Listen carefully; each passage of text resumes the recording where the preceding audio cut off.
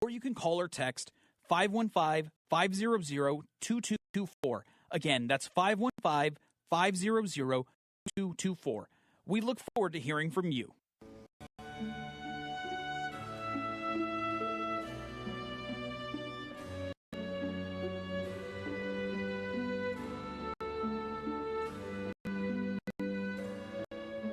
It was the Roman poet Virgil who said, "Easy is the descent to hell. All night long, all day, the doors of dark Hades stand open. But to retrace the path, to come out again to the sweet air of heaven, there is the task, there is the burden. If I cannot move heaven, I will raise hell." We'll talk about that later, but now it's time for Rick Tittle and Titillating Sports on Sports Byline USA. All right, hey, how's it going? A TGIF edition of Titillating Sports with Rick Tittle. Trying to get these cameras ready here. Man, they're bad. Streaming on YouTube and Twitch. We use the same camera, but like if you want it centered on YouTube, then it's way stage left on the other one. That's all right. I bring it up because we do have an in-studio guest. Kent Jones has a new film called Late Fame with Willem Dafoe. He will be in with us in the next segment.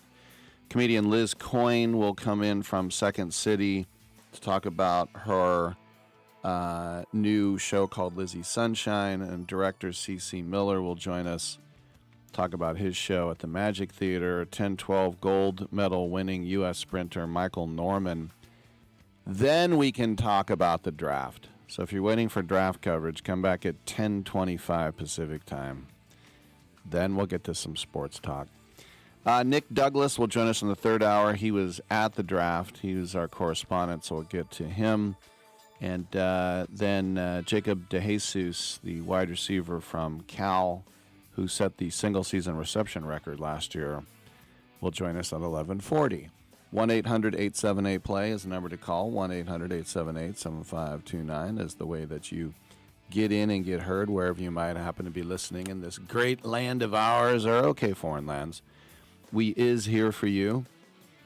TuneIn app, iHeartRadio app, Stitcher app, I mentioned YouTube, and Twitch.tv, and around the world on the American Forces Radio Network, 500 outlets, 177 countries. You're doing a great job. Stay safe. Come home soon. Keep up the good work. We're proud of you. Twitter is at Rick Tittle. Titillating Sports with Rick Tittle is a Facebook fan page, and CRN Digital Plus 2, the cable radio network. Channel Tune, your cable provider. Come on back.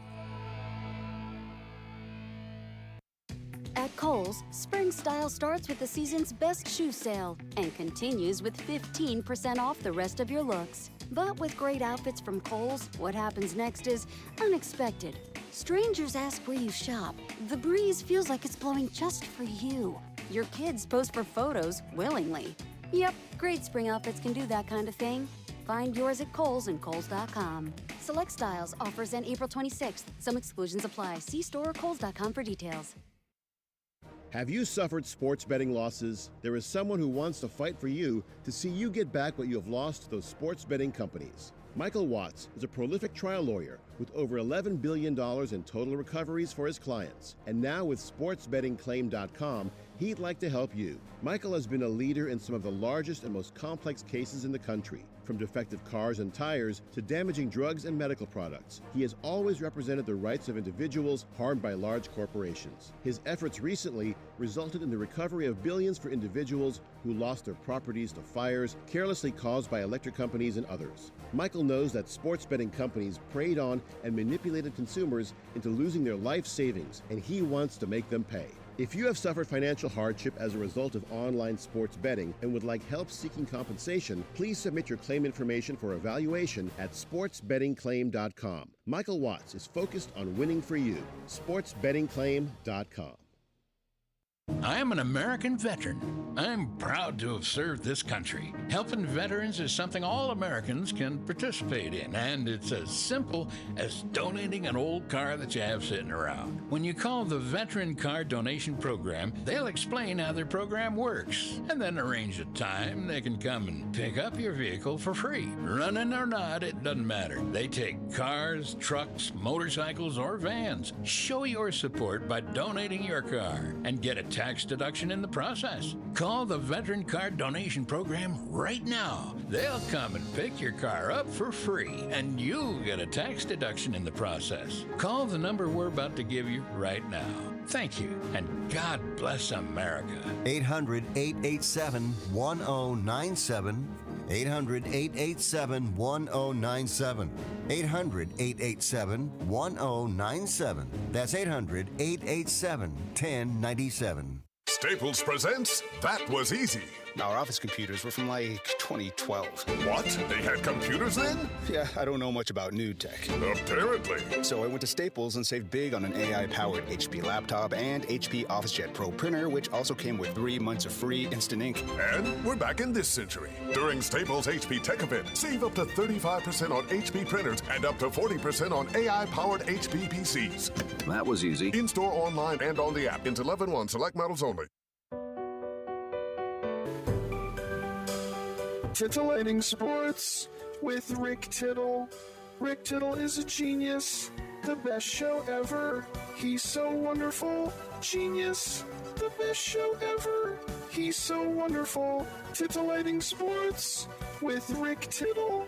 Rick Tittle he's so handsome, he's a genius. You're now listening to the Rick Tittle Show. Good for you. Thank you for that, and welcome back to the show. Rick Tittle with you coast to coast and around the world on the American Forces Radio Network. Great to have you with us. And if you're watching on twitch.tv or on YouTube, you can see my guest is filmmaker Kent Jones. He has a brand new film entitled Late Fame, which is going to be opening tonight at 5:30 at the world-famous Castro Theater here in San Francisco, part of the 69th San Francisco International Film Festival. This is from Magnolia Pictures. Kent, welcome to the show. And we were just talking. You're a Park Slope guy, a Brooklyn guy. Are you? Yeah, I'm a Park Slope guy. Born and bred in Brooklyn? Nope, Berkshires, Massachusetts. Oh, the Berkshires. It's quite fancy. That we don't call it that. Right. So tell us about Late Fame, because the first thing I think people will notice is the unmistakable cinematic classic face of Willem Dafoe. Well, Willem plays a guy who works in the post office, and then one day he's on his way home from work, and he's accosted by a young man who says, "Hey, are you Ed Saxberger, the poet?" And he says, "I haven't written a poem in 40 years, you know." And so he's kind of reclaimed by this group of young guys who imagine themselves as artists. And then there's a woman who's involved in the group, played by Greta Lee, and he has a moment where he thinks he can relive his youth. What does this story derive from? Is it partly true, or no? It's based on a novella that was written by Arthur Schnitzler in Vienna at the turn of the century. Interesting. Transposed to New York now. And then, how much of it is true to the original, and how much of it is not? I think it's not as harsh as the original. I didn't want to make something in the original. As I remember it, it's been a long time since I read it.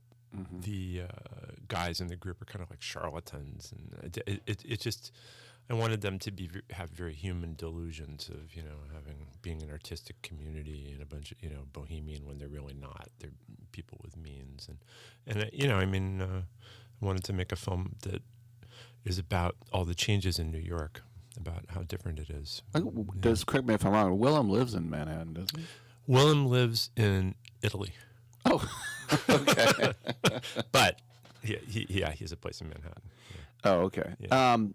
That's a pretty good get. Was that like a fait accompli, or was that like a last-minute pull? No. I mean, I'll tell you, man, it's almost like, who else? You know, I mean, because it's New York and it's a memory. You know, he's somebody who has a memory of an earlier time in New York, and that's Willem. You know, he was part of the Worcester group, the avant-garde theater group downtown, and So he has that memory himself, but also he's playing somebody who was a poet. I mean, who else are you going to get? So it's interesting, too, when you think about, like, I remember, I'll leave his name out of it, but I was interviewing a comedian who told me, well, I know how my career went. I'm 55, and that's how my career went. And then since I talked to him, he's gone on to, like, 3 other big things. So it's kind of a tale of, like, you think you're done, and maybe you're not with late fame, right?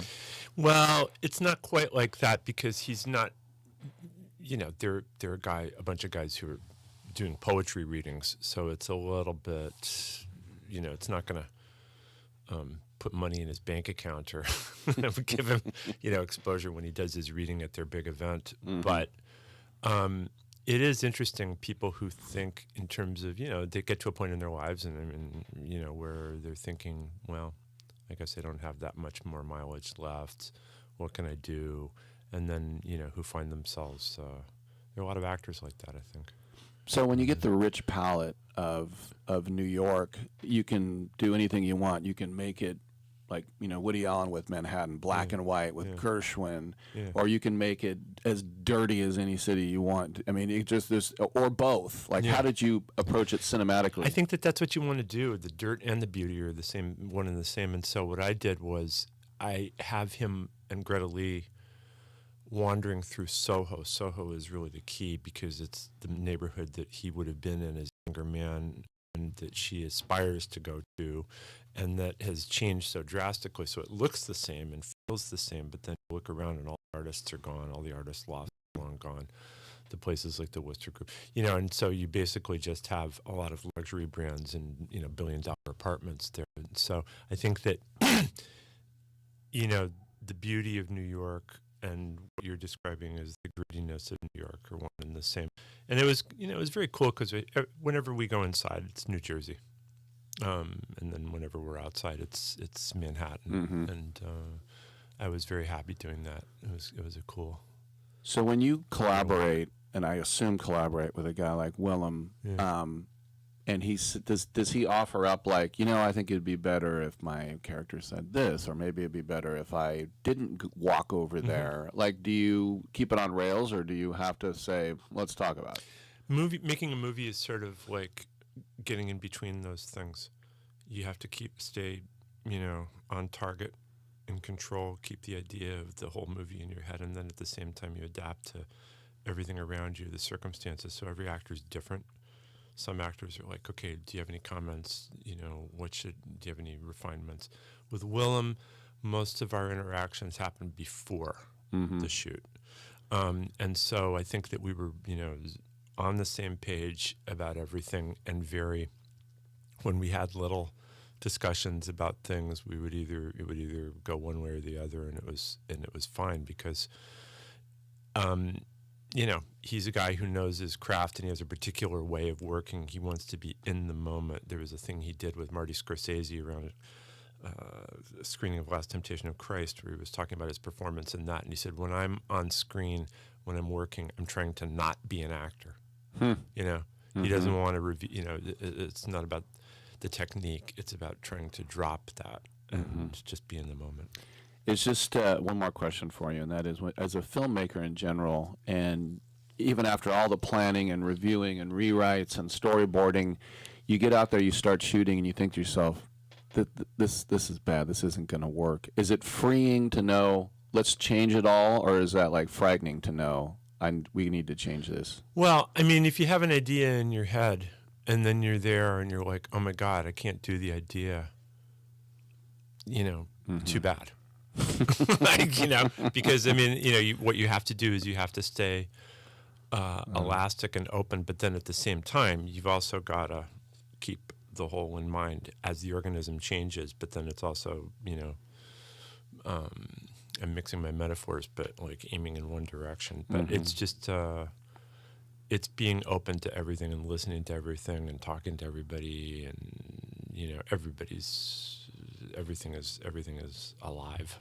All right, so as I mentioned, a good dinner time feature, 5:30 at the world-famous Castro Theater, part of the 69th San Francisco International Film Festival. Kent, what are people in store for when they go see Late Fame today? They're in store for a movie. What's in store is a movie that's about New York and how it's changed. So it's got a melancholy air to it, but it's also pretty funny. It's got a great musical number in it. Greta Lee does a knockdown, version of Surabaya Johnny. That's just amazing. The ensemble is fantastic. All the actors who play the guys in the group, Edmund Donovan is the leader. They're all, I just loved. So the warmth of it and the melancholy of it are kind of like one and the same. But I think it's a pretty entertaining movie, and it's only 96 minutes long, man. That's How about that? Yeah. So it's not 3.5 hours. It's like not every other movie. 3.5 hours like every other movie. My God. Kent Jones, late fame. Check it out with Willem Dafoe and Greta Lee. Thanks for coming in. We really appreciate Thanks it. a lot. All right. Enjoyed myself. Good stuff. I'm Rick Tittle. Come on back with Liz Coyne on the other side.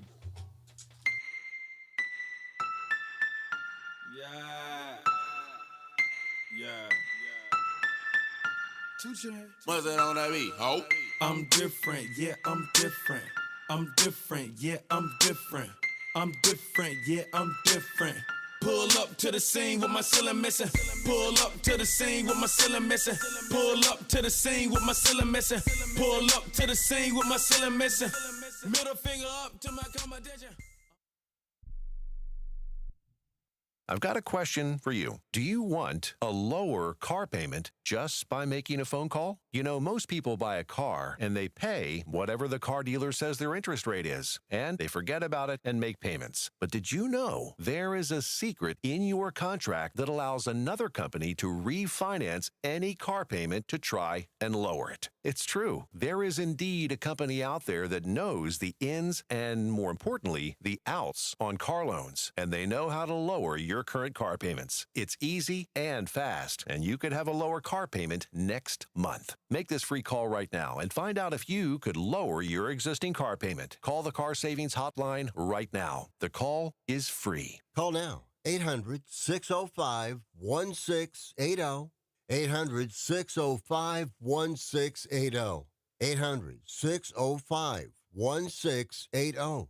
That's 800-605-1680. Do you have a book? Get it out of your mind and make it a real book with a free guide to book publishing. Trying to publish a book yourself can be complicated. It takes a lot of time. Time that you could spend writing your book or even more books. Do what you do best. We can do the rest. Thousands of authors across the nation have trusted our book publishing service. We have the connections to help you get your book printed, distributed, and sold on Amazon, Apple Books, Barnes & Noble, and bookstores nationwide. We can do it faster than you can on your own. Get your free guide to publishing. It's a free phone call. Remember, make this free call right now and learn how to turn your book into something real that people can buy. Get your free writer's guide. Call right now. 800-482-8399. 800-482-8399. 800-482-8399. That's 800-482-8399. Life insurance is one of those things that just about everybody needs, but few people actually have. Hey, if you die unexpectedly without life insurance, guess what? You'll leave your family with even a bigger mess. Life insurance will help replace your family's income. It'll help cover burial expenses. Life insurance can even help pay off debt like credit cards and medical bills. Life insurance can even pay for college. And if you own a business and you die, life insurance can help your business from collapsing. It can even help cover estate taxes. Life insurance has never been more affordable and needed. Plus, you can always shop around even if you have a plan and save some money. So call the Life Insurance Quote Line right now for free pricing information. 800-915-9654. 800-915-9654. 800-915-9654. That's 800-915-9654. Come again? You know I don't speak Spanish. In English, please.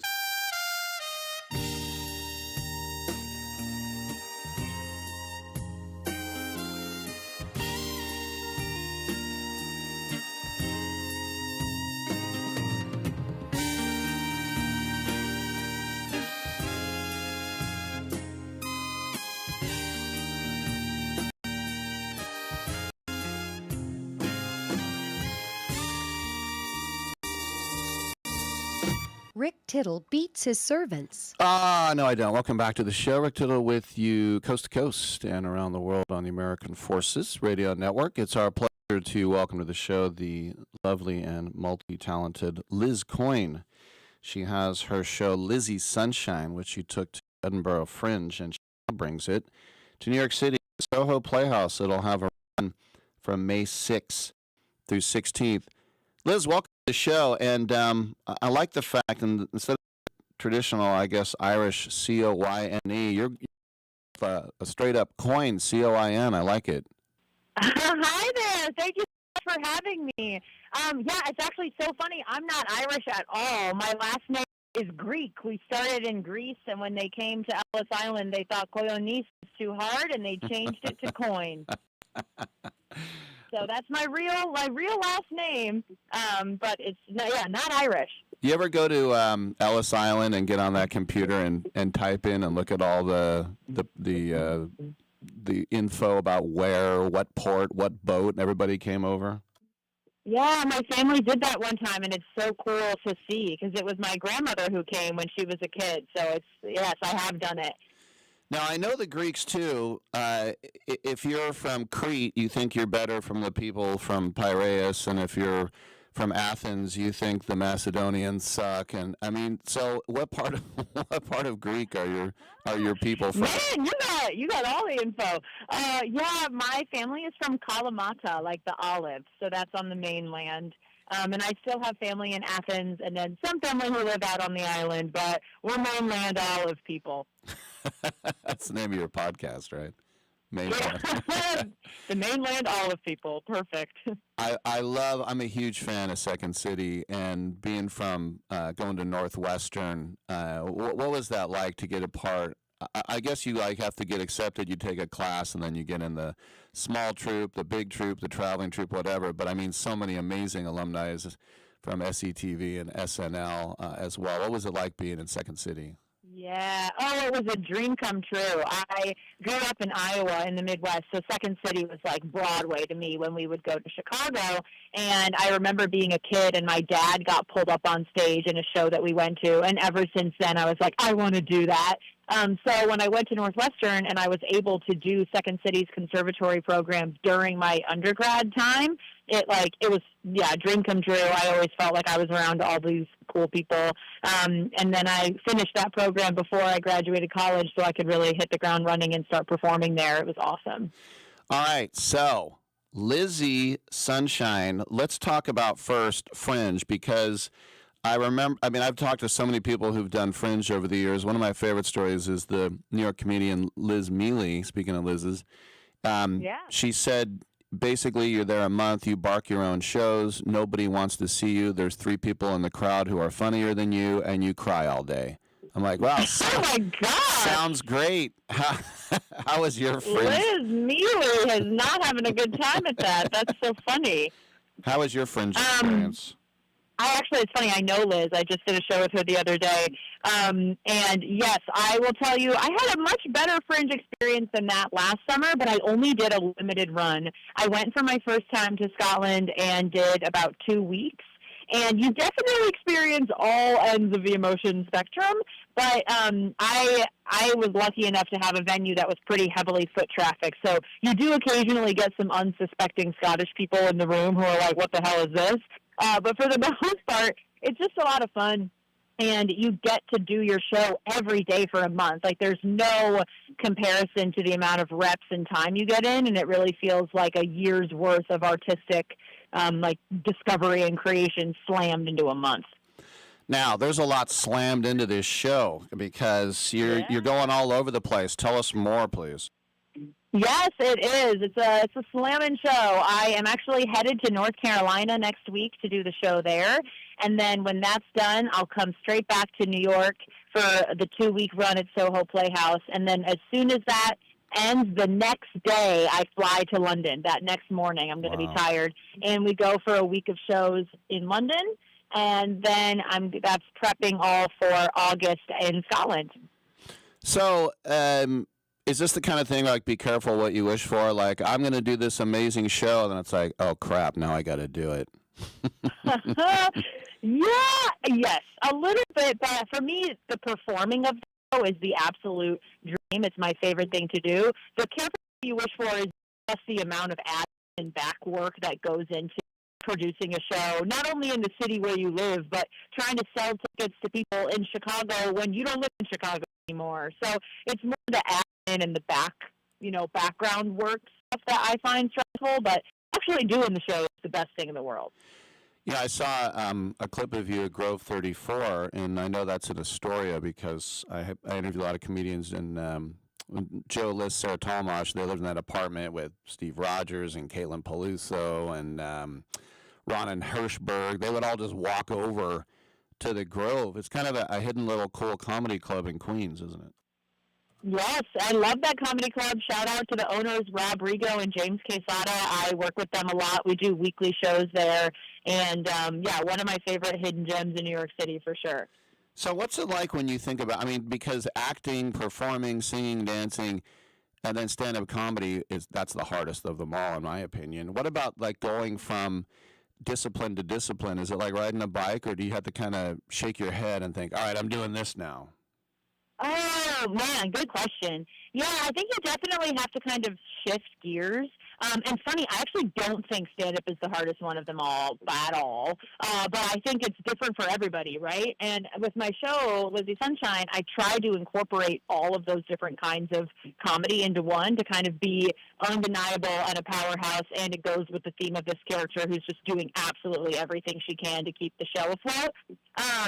So, yeah, you do kind of have to shift gears and practice all of them. That's why when I'm not doing Lizzie Sunshine, I'm out doing a stand-up show or writing a new character monologue to perform with Characters Welcome, or I'm doing bits on the internet. So you kind of have to keep all parts of you sharp, except for dancing. My dancing has never been sharp. Well, if you think comedy is not the hardest, that just shows you're a natural, which is you're very lucky. The other thing is, when I think about all the characters and everything you're doing, and it's Lizzie Sunshine, and everybody thinks you're always fired up and happy maybe, and you're like, oh, I'm a person, I can get blue a day, or do you not allow yourself ever to, like if you meet someone, do you have to be like, hey, sunshine time? Yeah, well, I think as a general human in the world, there's definitely days where I'm blue and I'll go on the spectrum. But when I am playing the character, I typically keep it as sunny as I can because that is the vibe of the character. She's someone who fully believes no one likes you if you're sad, and she needs to be on at all times and keep everything afloat. But me, the human Liz, definitely doesn't believe that and believes in coming as you are and, being truthful. And if you're having a bad time, let it be a bad time and don't glaze over it because that's only going to make it worse, All right. So, as I mentioned, coming to the Soho Playhouse in May. And at this point, as you get it on rails, every head tilt, every line, every pause. But sometimes, do you like to change it up a little bit just for yourself? Yeah, how'd you know? I totally do. My favorite thing about the show is the improv that's baked in. I'm a Second City person after all. So the improv portions of the show are what keep it different every night. So there's things that are always the same, but the audience is basically replacing my show partner. My show partner doesn't come, so the audience is going to be him. And using the audience always makes a different show every night, and you kind of never know what's going to happen. And to me, that's what keeps my show fresh and why I can do it every day for a month and get bored, Yeah, you'll do yes and with yourself. Yes and, baby. That's my motto. I got to get that tattooed on my butt here. Well, you already got the do unto others then split on one cheek, right? I do. Yeah, how do you know, man? You're reading my mind high, wide, and consecutive over here. All right, and I have to mention, because it's in the press release, it's part of Mental Health Awareness Month. Did you know that's included? I did know that's included. Yeah, so that's definitely important to me. Mental health is important, and this show is very much a metaphor for what it feels like to love someone with addiction. That's what the reveal is at the end, is that oftentimes when you're a cheerleader for someone who's struggling and going through that, you become this ultra positive, you can do it kind of character. And so the show is giving representation to a group we don't hear much about, which is the family members and loved ones of addicts. Great stuff. And how do we find out more about you online, on the internet, social media, what have you? Yes, you can follow me anywhere at Liz Coyne, just as it sounds, at Liz Coyne on all social platforms. Liz Coyne, the show, Lizzie Sunshine. Make sure to check it out, especially if you are at the Soho Playhouse 6th through the 16th. Liz, thanks for coming on, and let's catch up down the road. Heck yeah, thanks so much for having me. I had a great time, and hope to see you at the show. All right, good stuff. And, yeah, so many names changed at Ellis Island. I used to have a teacher whose name was Mrs. Papa. And we were like, oh, how come Papa? And she's like, it was Papalymus out of Algopoulos. We were from Greece. And they're like, yeah, we're not doing that. All right. Rick Tittle, come on back on Sports Byline.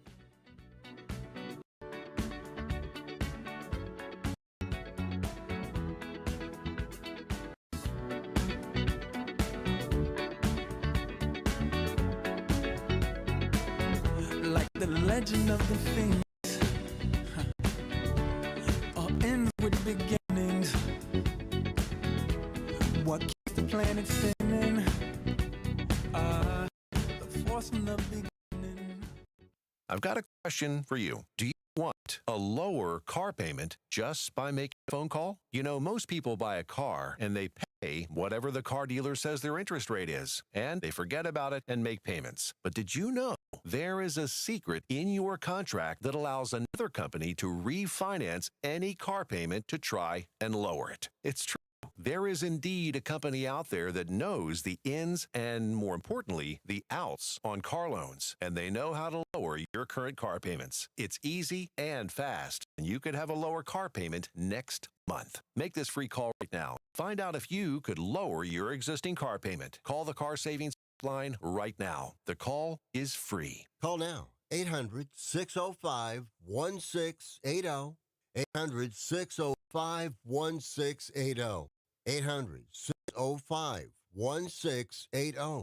That's 800-605-1680. Do you have a book?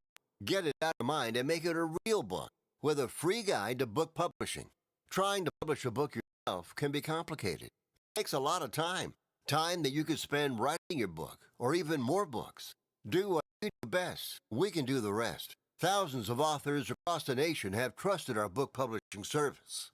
We have the connections to help you get your book printed, distributed, and sold on Amazon, Apple Books, Barnes & Noble, and bookstores nationwide. Do it faster than you can on your own. Get your free guide to publishing. It's a free phone call. Remember, make this free call right now and learn how to turn your book into something real that people can buy. Get your free writer's guide. Call right now. 800-482-8399. 800-482-8399. 800-482-8399. That's 800-482-8399. Life insurance is one of those things that just about everybody needs, but few people actually have. Hey, if you die unexpectedly without life insurance, guess what? You'll leave your family in a bigger mess. Life insurance will help replace your family's income. It'll help cover burial expenses. Life insurance can even help pay off debt like credit cards and medical bills. Life insurance can even pay for college. And if you own a business and you die, life insurance can help your business from collapsing. It can even help cover estate taxes. Life insurance has never been more affordable and needed. Plus, you can always shop around even if you have a plan and save some money. So call the Life Insurance Quote Line right now for free pricing information. 800-915-9654. 800-915-9654. 800-915-9654. That's 800-915-9654. Look at me. Look at me. Don't look at anybody else. Don't look at the fat-ass slurs or freaks. Look at me!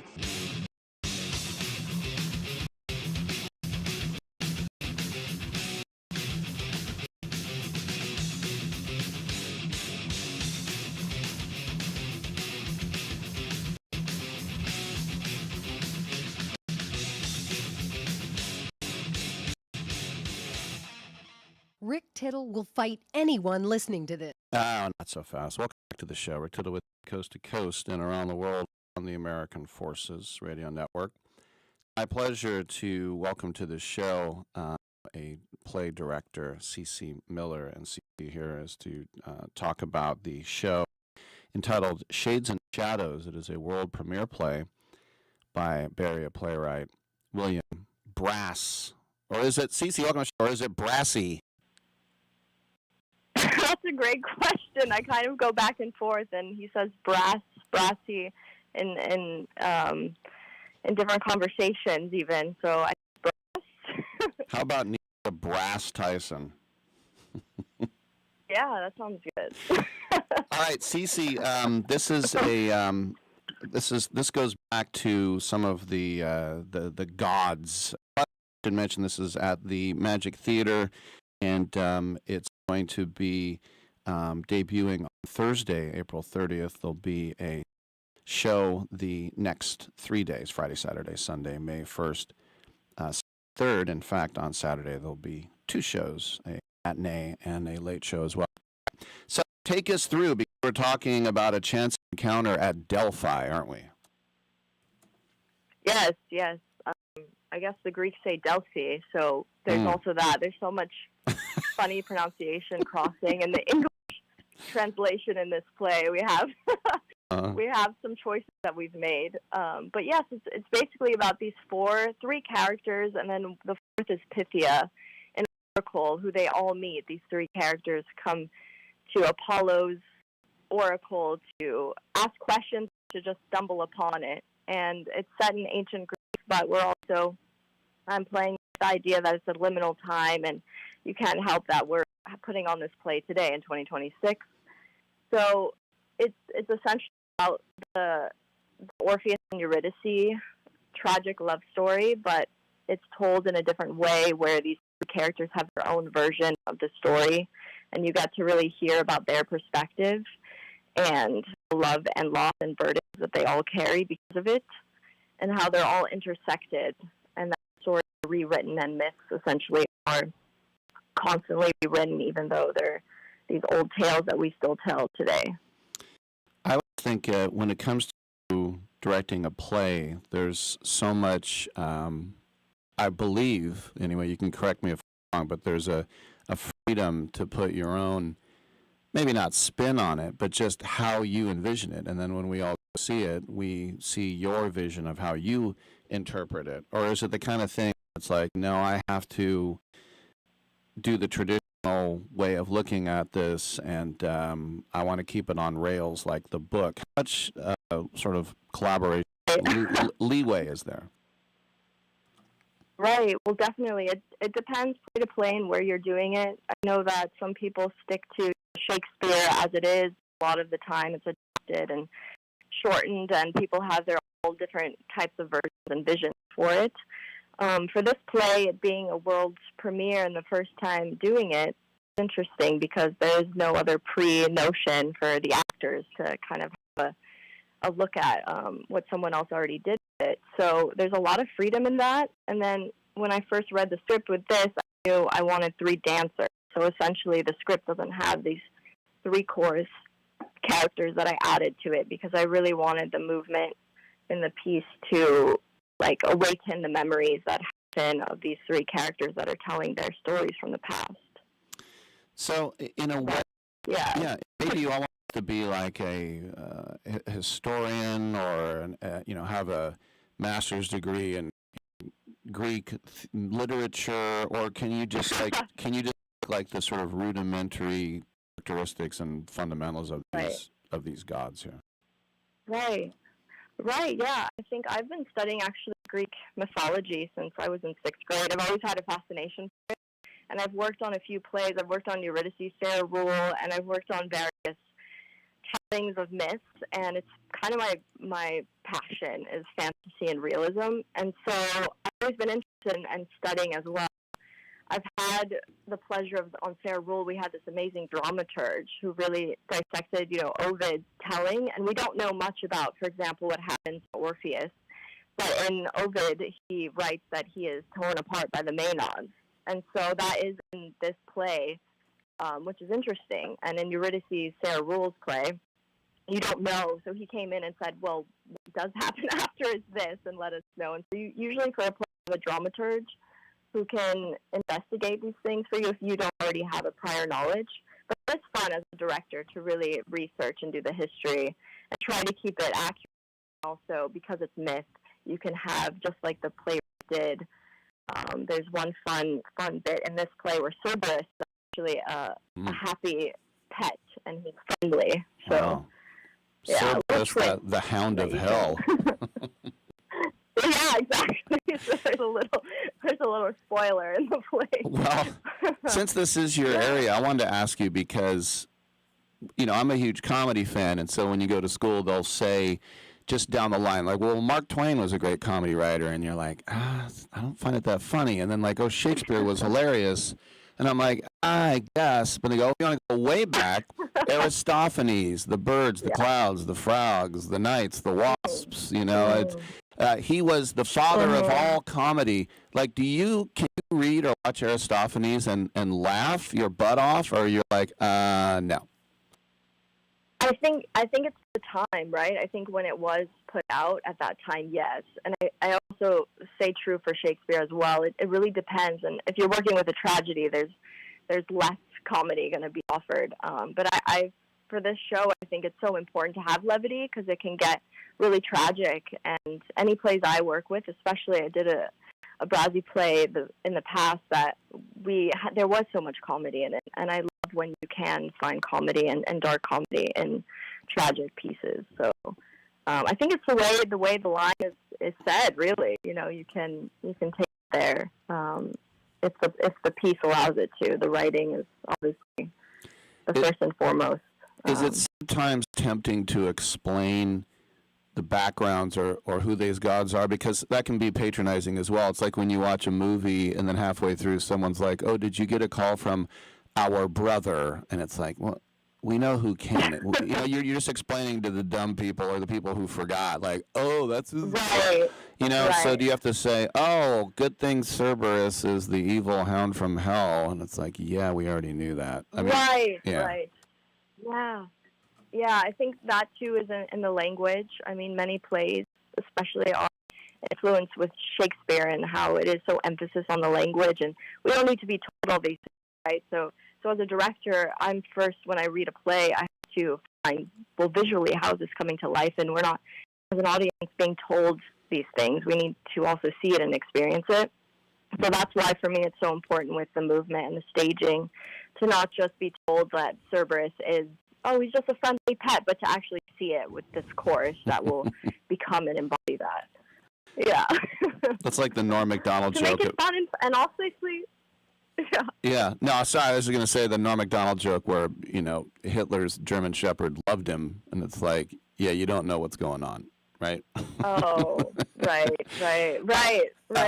Yeah, your own interpretation of that. Well, getting back to Delphi or Delphi, that was that sort of sacred area right in the middle of Greece, and there was an oracle, and just tell us about sort of that part of Greece that was so sacred. Right.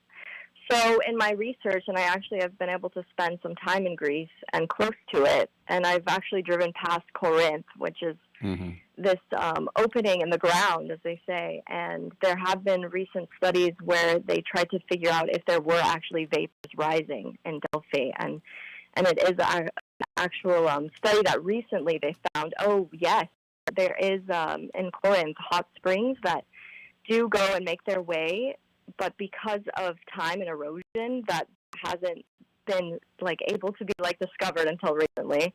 Just like the city of Troy, it's like, where was it exactly? How is that possible? But because things shift and earthquakes, and from such a long time ago, there were these vapors in this temple, and it was said to believe that Pythia, the oracle, was on this tripod and delivering these oracles from the god Apollo, and it came from this hot spring, essentially. But at that time, because it was enclosed and there's sulfur, she would, they say, go into a trance. But really, it was kind of like being taken in by chemicals.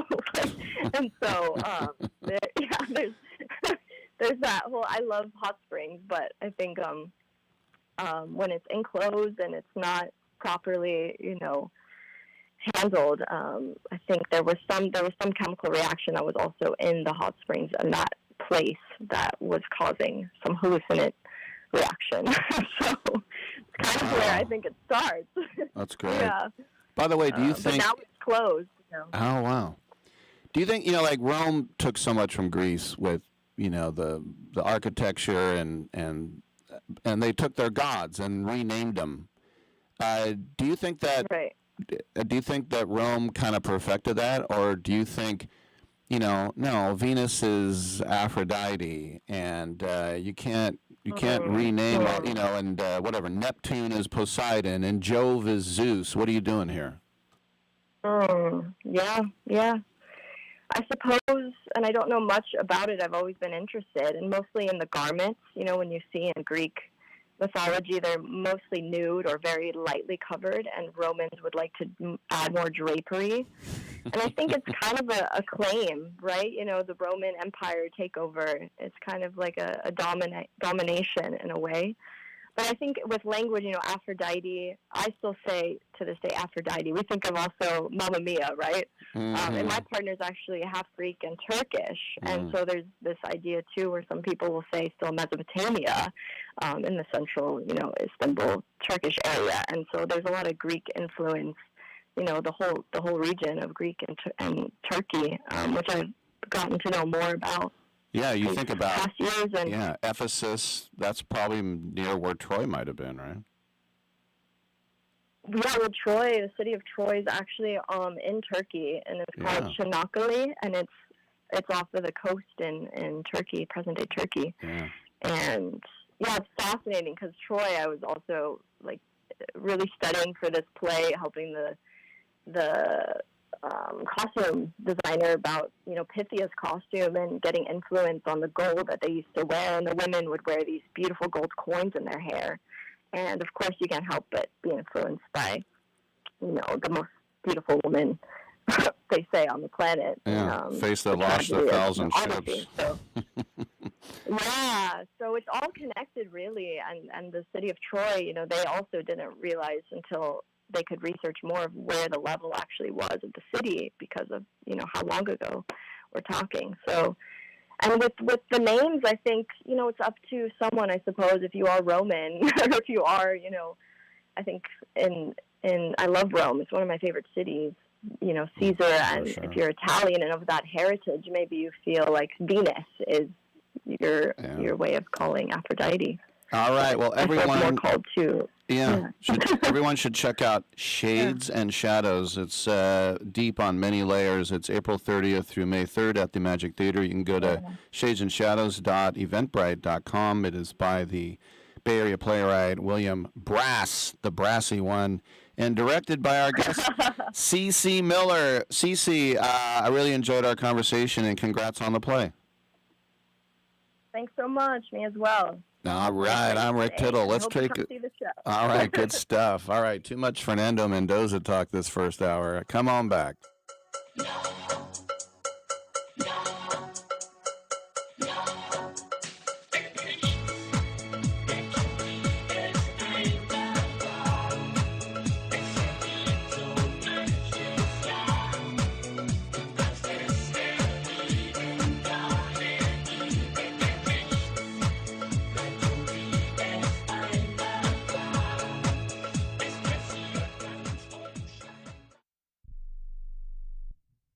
Do you have a book?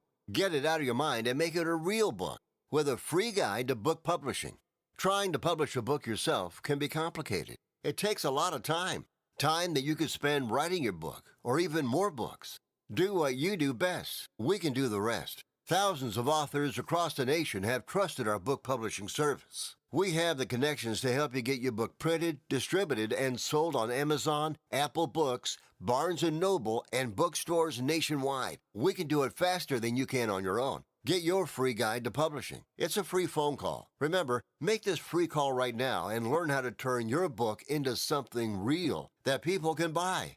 Get your free writer's guide. Call right now, 800-482-8399, 800-482-8399, 800-482-8399. That's 800-482-8399.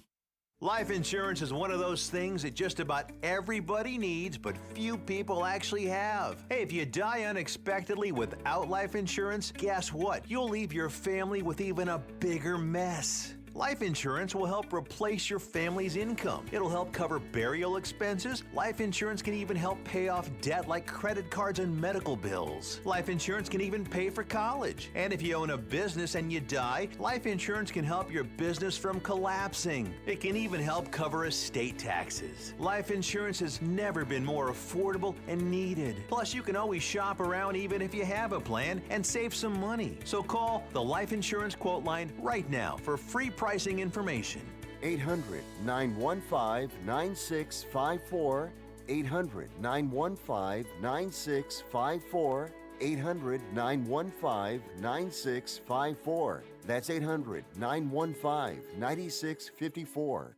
Do you have Medicare and do you use a CPAP machine? This is a national healthcare alert regarding your CPAP supplies. Using a clean CPAP mask and clean supplies is important to staying healthy. The best way to make sure your CPAP equipment is clean is to get new supplies. If you have Medicare, we have great news. Medicare will pay for you to have new clean supplies every 90 days. We'll even do all the paperwork for you to make sure that there's little to no out-of-pocket cost to you. And you don't even have to leave your home. We provide free in-home delivery. So if you're a CPAP user and you have Medicare, staying healthy with new CPAP equipment is easy. Just make this free phone call right now to get started. Sponsored by Specialty Medical. 800-913-9739. 800-913-9739. 800-913-9739. That's 800-913-9739.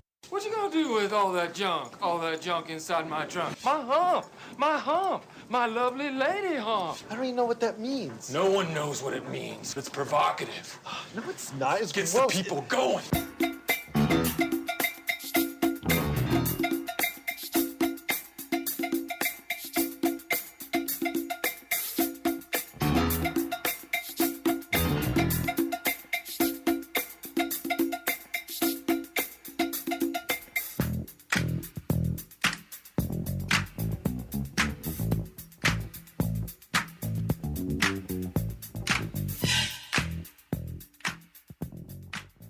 Rick Tittle's got a black belt in keeping it real. All right, next hour we will have the Olympic gold medalist Michael Norman at 10:12 Pacific, but then the rest of the hour I'm going to talk some draft. The the fact that it's 8 minutes for the first round, it's such a better pace. It cut an hour off the show. I watched the whole thing. It was 3 hours. 3 hours is as much as you should put into any sporting endeavor.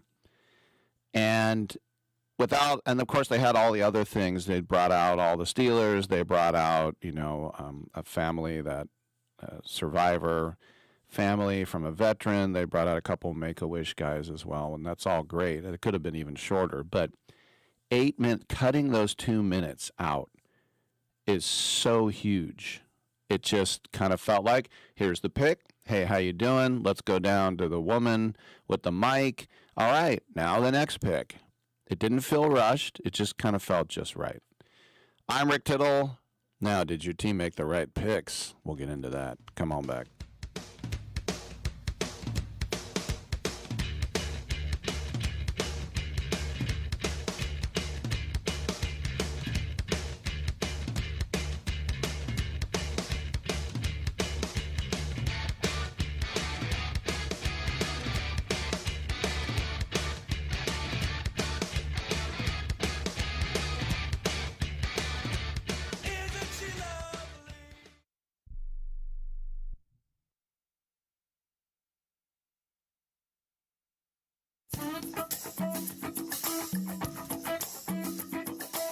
I'm Mike Sempervive with the Sports Byline Broadcasting Network 2-minute warning. I watched this past weekend's WrestleMania, which was shoved down your throat by ESPN, and I came away with the same thought many of you also did. Only college football can benefit by expanding their season. If you listen back to this very intently, You can hear Rick Tittle throwing glass ashtrays at the producer's window, but I continue undeterred. WrestleMania was a cold experience for many people.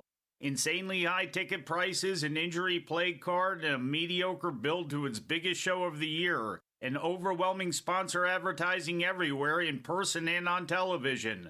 They even had a crypto investment guy pay 6 figures to do commentary. Bottom line is, they didn't have enough product to fill 2 days, and it wasn't the first time that's happened. They've begun to suffer the law of diminishing returns and fan burnout. In my opinion, the same thing could be said about the 82-game NBA, 82-game NHL, and 162-game Major League Baseball seasons. And I say that with the complete knowledge that the NHL is expanding by 2 games to 84 for the next 4 seasons, and it's a fait accompli the NFL will end up with an 18-game 2-by-everyone-plays internationally 20-game season. Will it be good for the players or the quality of the game? No, but until the American appetite for devouring the NFL at any cost stops, the NFL ain't gonna stop. But for the 3 other major sports in North America, I've actually thought about how they can continue to get larger and larger payouts from networks and streaming entities, and it feels like contraction would actually be those sports' best friends. It's not ticket prices that can go up. You have many baseball teams playing in front of empty houses. The playoffs in every single major sport have been stretched to the absolute maximum of their credibility already, and they've sold out to the gambling industry to a degree that they really don't have a handle on, so accepting more of that money should be on ice. Should be. How do you jack up ticket prices and rights fees? You sell scarcity and the idea that everything will now mean a little bit more, which the games actually would. Will the schedules ever get smaller? I doubt it, but it's not like that hasn't been voiced. Steve Kerr tossed the idea out there for the NBA last month, and Baseball Commissioner Rob Manfred told the media in January that MLB has considered several modifications to their schedule, including less overall regular season games. At least that's some self-awareness, which leads me back to an entity that couldn't care less how it's viewed, American Collegiate Football, the $1 billion sports property whose season actually does have room for expansion. While I don't love it for the playoffs, enough people do, including fans and more importantly, the conferences, and that's all that matters. The NCAA called for the elimination of the ridiculous Week 0 pre-regular season games to now move up the start of the season, and with the professionalism of the game and the seismic changes that it's gone through, adding games is easily possible, even when having to deal with the monster that is the National Football League late in the calendar year. Because the fact of the matter is, the NFL's only pipeline of talent is college. And the longer the college season goes, the more that gets prospective NFL talent ready for a long season and puts more on tape to study. Look, I know all of this was a weird thought to have while watching wrestling, but you gotta be pretty weird to watch wrestling. Now, up next in some markets, Brian Alvarez with Wrestling Observer Live. I'm Mike Sempervive with the Sports Byline Broadcasting Network 2-minute warning. Have you been daydreaming about losing weight for years? Do you just yo-yo back and forth? At Innovative Wellness Center, we have a holistic weight loss program that allows you to lose up to 20 pounds in 30 days. People are losing weight like crazy and keeping it off. It can be done from anywhere in the United States. Go to our website at www.innovativewellness.center and schedule your complimentary consultation today. Getting together with friends to watch the game? Then you'll need American Premium Vodka. Handcrafted and pure, this is the one thing all Americans can agree on. Founder Mark Gus Scott chose the finest natural elements America has to offer, and you'll taste how great it is to be an American. Now available at Bevmo, GoPuff, Hy-Vee, and Fairway stores. American Premium Vodka. This is the America we need right now. Go to AmericanPremiumVodka.com. Celebrate responsibly.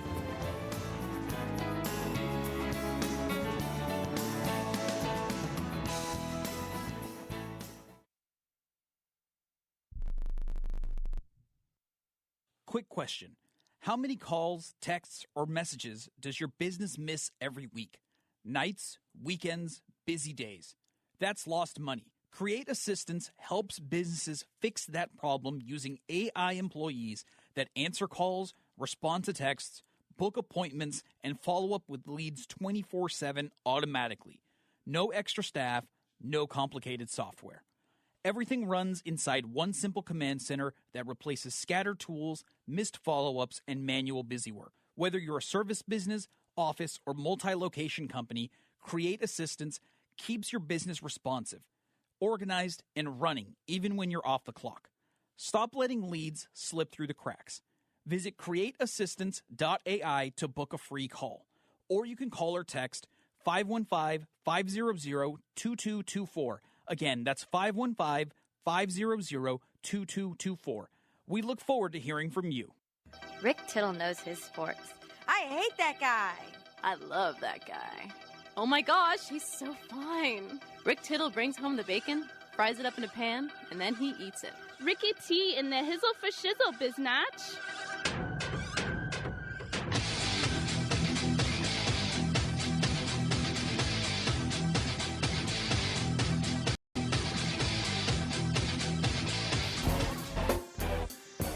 The second round of the draft. Niners kept trading back. Now they don't have to give more money to a first-round pick. About $2 million less, but they also don't get that fifth-year option. The phones are ringing in Santa Clara right now because the first pick on the second day is always one where people had time to sleep on it, dust settles, and they think, you know what? I really want that guy. He was projected to be a first-round pick. Just throw in our fourth and our fifth, and let's just move up one spot and make sure we get it. So I don't know. I mean, the Niners, they said yesterday that they addressed a lot of stuff in the offseason. Mike Evans and Christian Kirk, so I don't see them drafting Denzel Boston. They might, but they're going to go for quantity, apparently, and try and hit in the later rounds. But I will say this. I want to give a shout-out to David Bailey. He was wearing a tuxedo with a black bow tie. And then later on, I saw another guy. I forgot who it was. But with all the ridiculous Jedi Senator, Transylvanian Prince outfits we've seen over the years, just ridiculous outfits.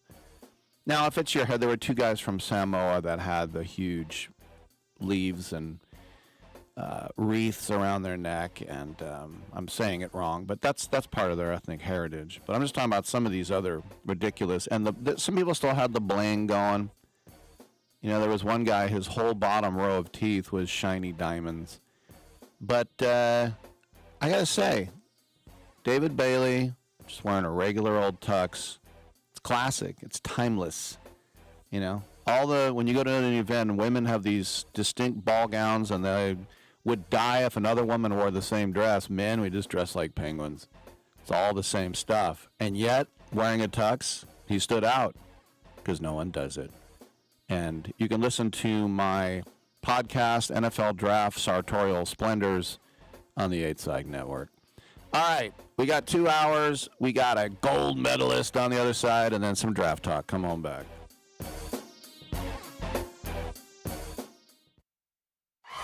My fellow Americans, let the message ring out that from this day forward, when you buy American, you buy the best. Handcrafted, something premium, something pure. This is the very essence of what our servicemen and women gave their lives to protect, and by God, we shall not allow their sacrifice to be forgotten. It's time to show the world just how great American can be. And we will not wait for tomorrow to come. We will stand here, this moment, together, and we will start today.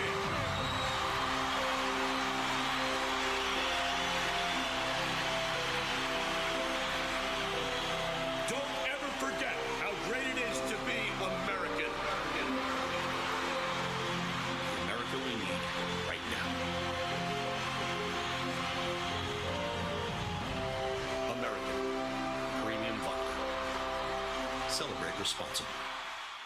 It's more than a rebellion. When your teen is slipping into drugs or alcohol, when social media and pornography consume their time and their mind, when depression and even suicidal thoughts cast a shadow over your home, as a parent, you feel powerless. There is hope. At Turnabout Ranch, troubled teens step away from the chaos and into a clarity of nature on a working cattle ranch. Care for horses, learn responsibility, build trust, and rediscover purpose. It isn't theory, it's real work, real therapy, real healing. Families from across the country have found transformation right here, just when they thought hope was gone. If your teen is struggling with addiction, harmful online behaviors, even weight management, call right now and get the help you all need. 800-219-2494. 800-219-2494. 800-219-2494. That's 800-219-2494. Let's be honest. Most businesses don't struggle because demand is low. They struggle because their back end can't handle growth. Leads come in, but follow-up is slow. Calls get missed. Appointments don't get confirmed. And everything lives in different places. So even when marketing works, revenue doesn't scale. That's a systems problem. Create Assistance fixes this by building a done-for-you CRM and automation system that captures every lead, follows up automatically, confirms appointments, and keeps everything organized in one place. And only after that foundation is built, AI voice and chat employees get added on. If your business feels chaotic behind the scenes, it's time to fix the back end. Visit createassistance.ai and book your call today. Or you can call or text 515-500-2224. Again, that's 515-500-2224. We look forward to hearing from you. Now, this is the part of the race that is going to be most important for Michael Norman. How does he work this turn? He's not dominating it like he should. He said he went to sleep there yesterday, and that's when Hudson Smith got by him. But look at Michael Norman now. He's got Karani James on his inside. Is Karani James going to win another world title? Michael Norman is ahead. Listen to the crowd. Norman is finally a world champion. All right, great stuff there, and hearing a yet another great victory by the Olympic gold medalists from these United States, Michael Norman. It's great to have him with us. I'm Rick Tittle. Nice to have you with us, coast to coast and around the world on the American Forces Radio Network. Michael, welcome to the show, and of course the pinnacle of all the lifetime of hard work and practice and blood, sweat, and maybe even tears you put into this sport to get a gold medal as part of that 4x400 relay team in Tokyo at the Olympics. Does that seem like 100 years ago now, or does that just seem like the 6 years ago that it was? Hey, Rick, thanks for having me today. But yeah, when I look back at Tokyo 2021, technically, to me, honestly, it feels like 100 years ago. It seems so far in the distant past that it's just unbelievable. Like there's just so much to look forward to in the future, and like those things are so much closer than what Tokyo was in terms of relative distance. So it's been, I would say, Tokyo just feels so far away, and I feel so out of touch. You know, a lot of times track stars, and I would think especially at USC, I'm sure there was a wide receiver or DB coach who was like, "Hey man, you need to play football, dude." Like, did you did you get pulled in other directions? When I took my official visit to USC, one of the guys out there, Gavin, he's still out there right now, and my roommate, who also signed to USC for track, he was just kind of messing around. I was like, "Hey, man, this is the guy you want on the field. He's a local kid, real fast. Like, he's got the size." But no, I knew from day one that when I stepped on the USC's campus, like, track and field is where everything was going to be at, and that's where I was going to pour my heart and soul. But it's always fun to kind of entertain that. And even when I took a visit to LSU, like, I even put on a football jersey for fun. So it's always been kind of like a running joke. And when I look back at it sometimes, I'm like, missed opportunity. But, I'm excited for what's ahead for track and field, and I'm also very proud of all the things that I've accomplished so far. You know, when you went to the Olympic trials for 2016, you were in high school, and you beat Justin Gatlin in a heat in the 200, is that the kind of thing where you were like, oh my gosh, I guess I'm world class, or you were like, yeah, now everybody knows what I already knew, that I'm world class? Believe it or not, that meet was one of the best experiences I've ever had in track and field. But going into that meet, I actually ran the 400 the first day of competition. The Olympic trials is a 10-day competition, and the 200 is on the second half of the week.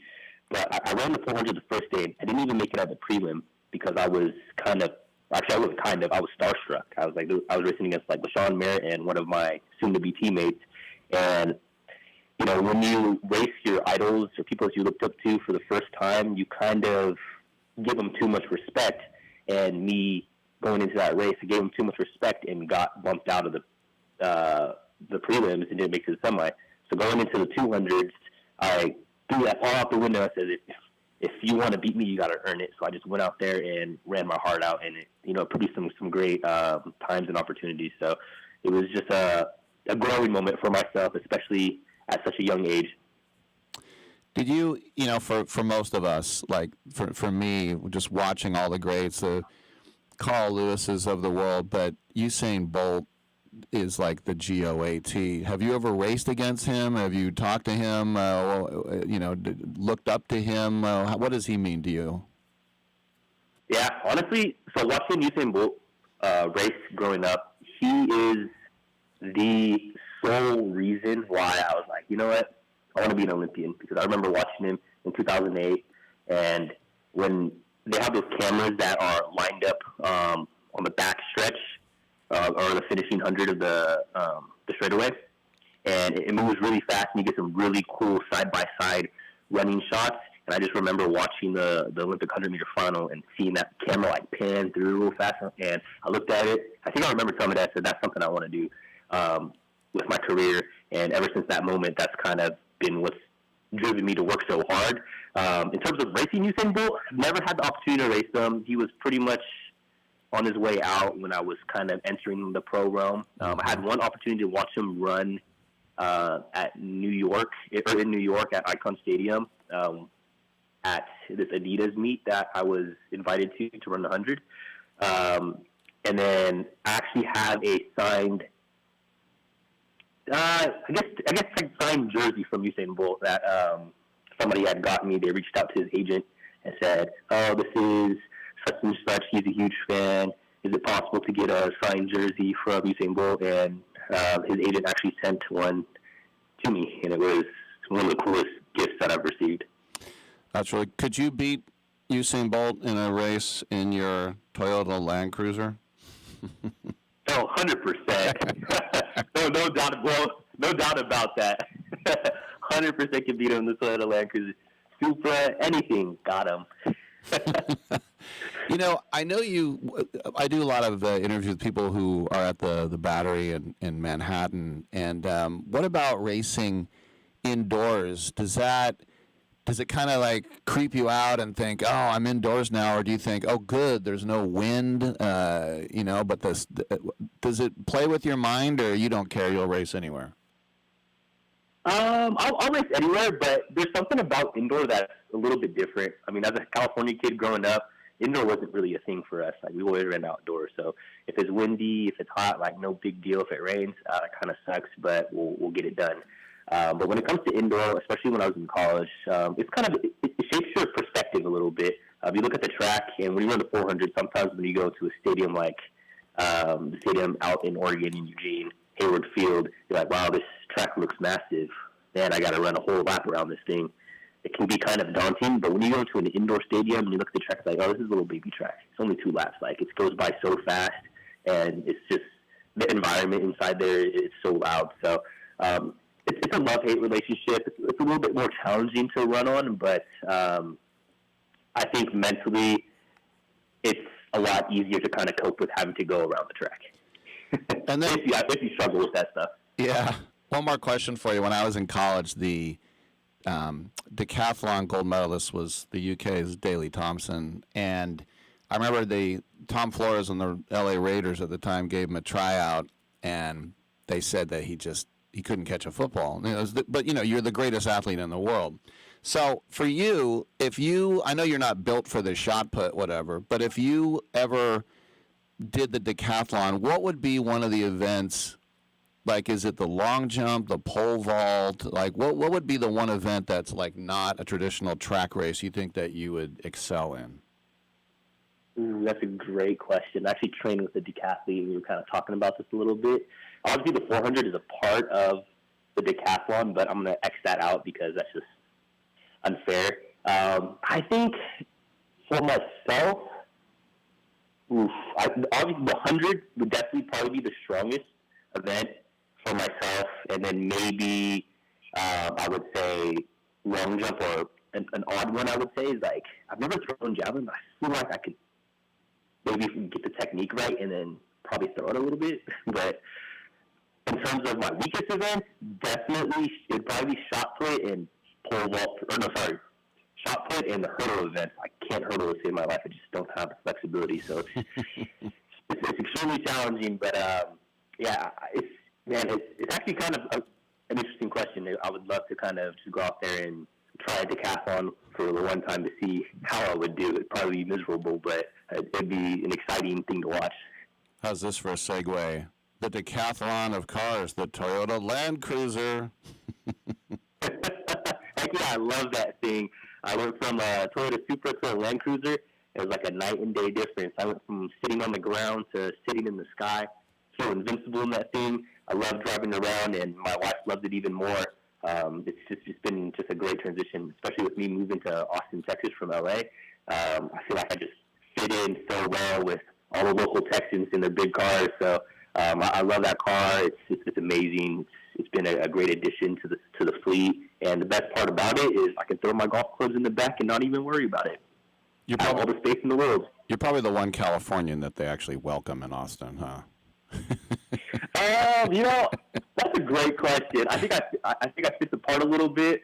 Austin is it reminds me of little bits of LA, but I think driving this Land Cruiser is definitely making me feel more like a Texan more than an LA kid. So it's been great.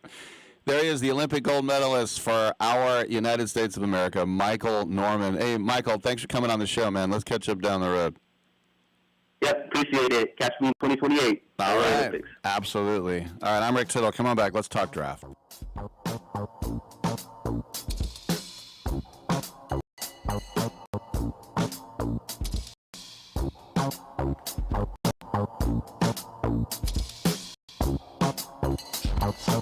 Strange ways coming today. I put $1 in my pocket and I threw it away. Been a long time since the federal job. Maybe by sound like I'm mind. Call my worries, fix my thoughts, throw my hopes. Hello, Americans. It's Uncle Sam here. If you owe $10,000 or more in back taxes to the IRS or state, don't worry. I've got important news that will help you negotiate a lower tax. In today's economy, the IRS has released a variety of new rules and is offering flexible terms to help Americans looking to settle their IRS debt. If you apply today, we may be able to lift your wage garnishments and release a freeze on your bank assets or business. Our team of tax professionals can resolve your case and stop collection actions against you. Even if you've been audited or haven't filed a return in years, they can help. Call right now and find out if you qualify to settle your IRS debt for far that you owe. Pick up your phone now and call for a free $500 IRS tax review. Wait, here's the number. Call right now. 800-943-9215. 800-943-9215. 800-943-9215. Again, for the last time, that's 800-943-9215. I've got a question for you. Do you want a low car payment just by making a phone call? You know, most people buy a car and they pay whatever the car dealer says their interest rate is, and they forget about it and make payments. But did you know there is a secret in your contract that allows another company to refinance any car payment and lower it? It's true. There is indeed a company out there that knows the ins and, more importantly, the outs on car loans, and they know how to lower your current car payments. It's easy and fast, and you could have a lower car payment next month. Make this free call right now and find out if you could lower your existing car payment. Call the Car Savings Hotline right now. Call is free. Call now. 800-605-1680. 800-605-1680. 800-605-1680. That's 800-605-1680. This important consumer alert is from the Credit Repair Hotline, a national service designed to help people improve their credit scores. Are you paying high interest rates because of your credit rating? Wouldn't you like to be able to qualify for a better car loan or mortgage rate? Would lower monthly payments give you more financial flexibility? If you're finally ready to fix your credit problem, you need to call today and get a free consultation from the Credit Repair Hotline. In one fast and easy call, we can pull your credit rating and show you real solutions how to improve your credit. Again, this is part of a 100% free consultation. Learn how you can save money on everyday purchases by having a better credit rating. And it all starts with this free phone call right now. 800-413-6214. 800-413-6214. 800-413-6214. That's 800-413-6214. Just ask your mama. Okay, that's it.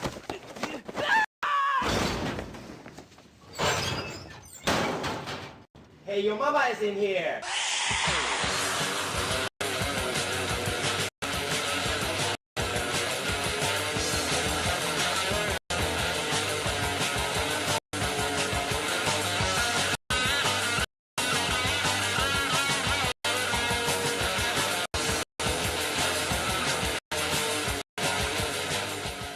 Rick Tittle's got a black belt in keeping it real. All right, just about halfway through the show, let's do some sports talk. Well, technically a track star of sports as well. But most specifically, the first round of the draft, as I was saying in the beginning of the show, 8 minutes per pick is a much better pace. You still wait a little bit, but most teams were getting their picks in. You interview the guy. He does the long walk. He puts a hat on. He hugs Roger Goodell like he's his long-lived father. Holds up a jersey, signs a card. They all had to sign them. Those are probably from Upper Deck Tops or something. This is the card they signed on draft night. All that. I like to see some guy go, no, I'm not doing that. It was probably prearranged.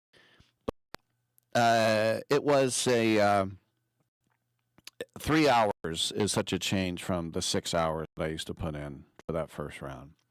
And it used to be Saturday and Sunday, and that weekend, you know, a weekend in April, I wouldn't see the sun. Blackout shades like Howard Hughes, watching the draft through my fingers, having a microwave burrito for lunch and a microwave pizza for dinner. It's not good. But anyway, Fernando Mendoza went number 1 overall.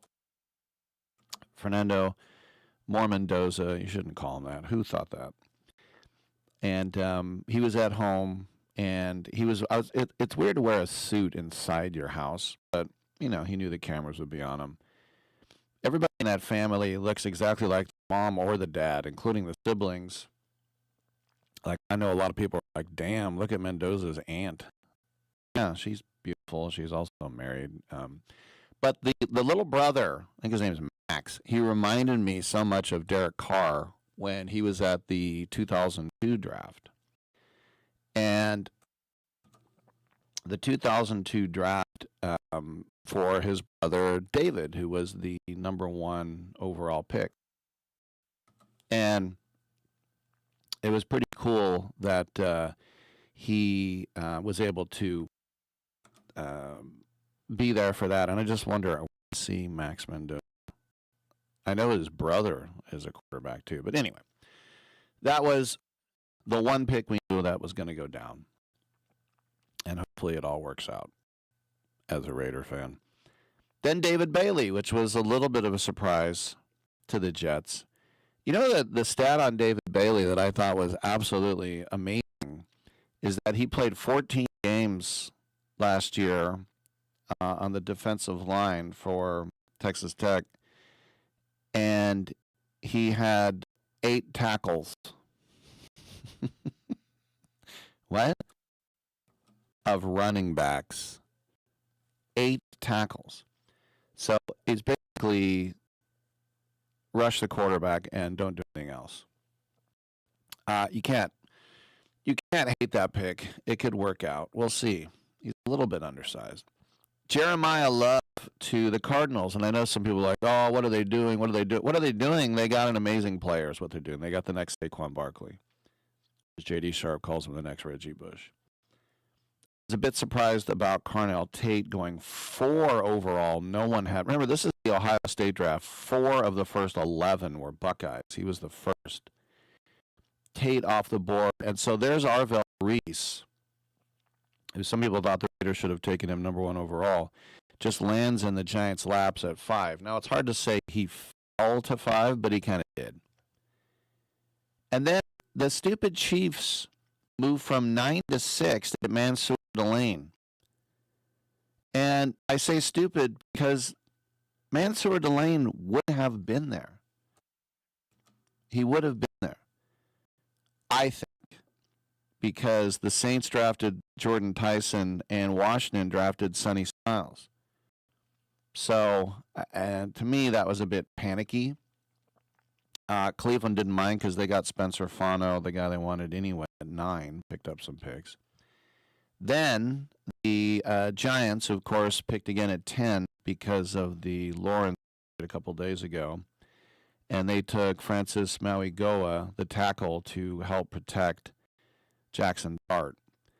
Then the Cowboys made a trade with Miami to move up 1 spot to get Caleb Downs, and that's a tremendous pick.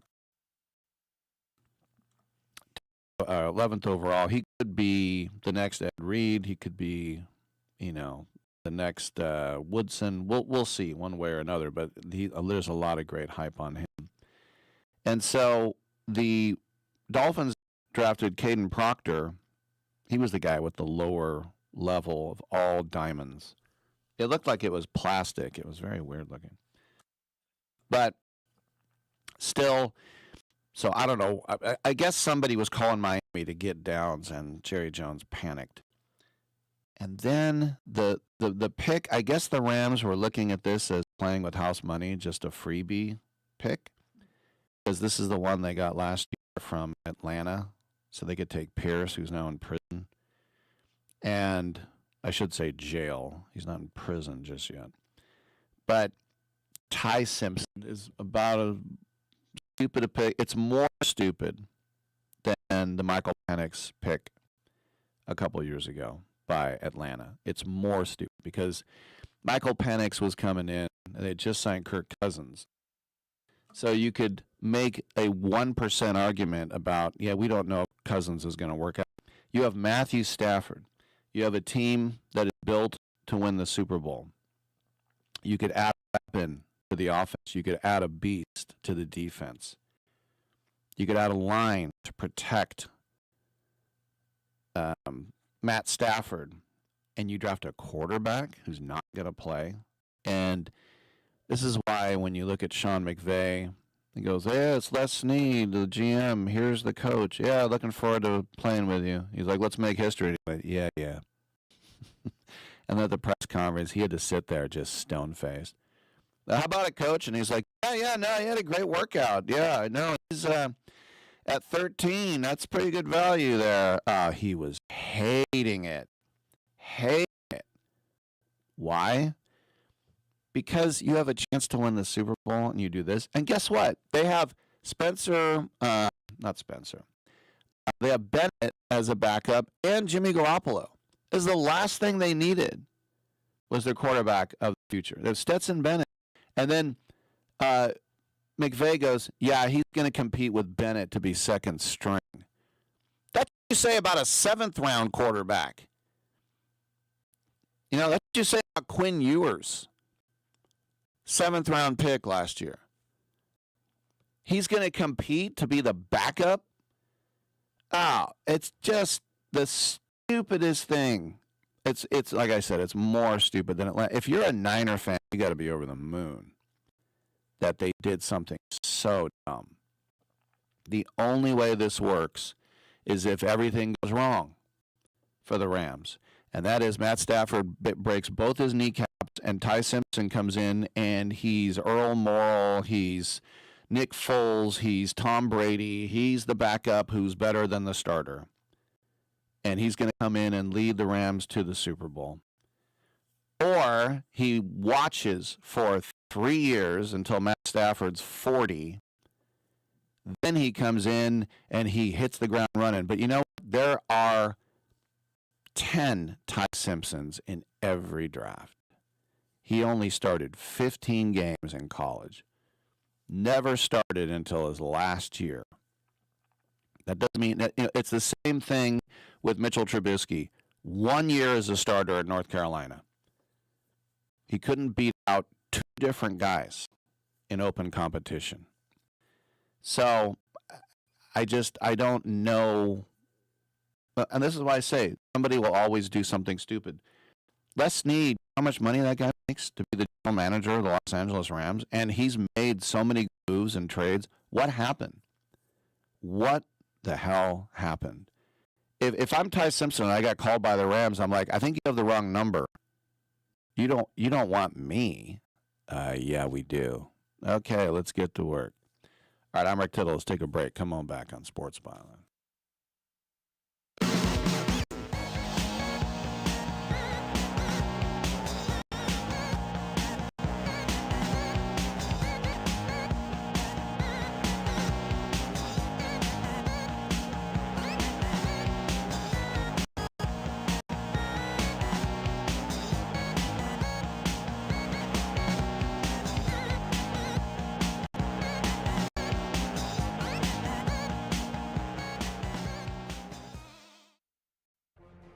Every champion has a team behind them, and for thousands of families without insurance, Christ Clinic is that team.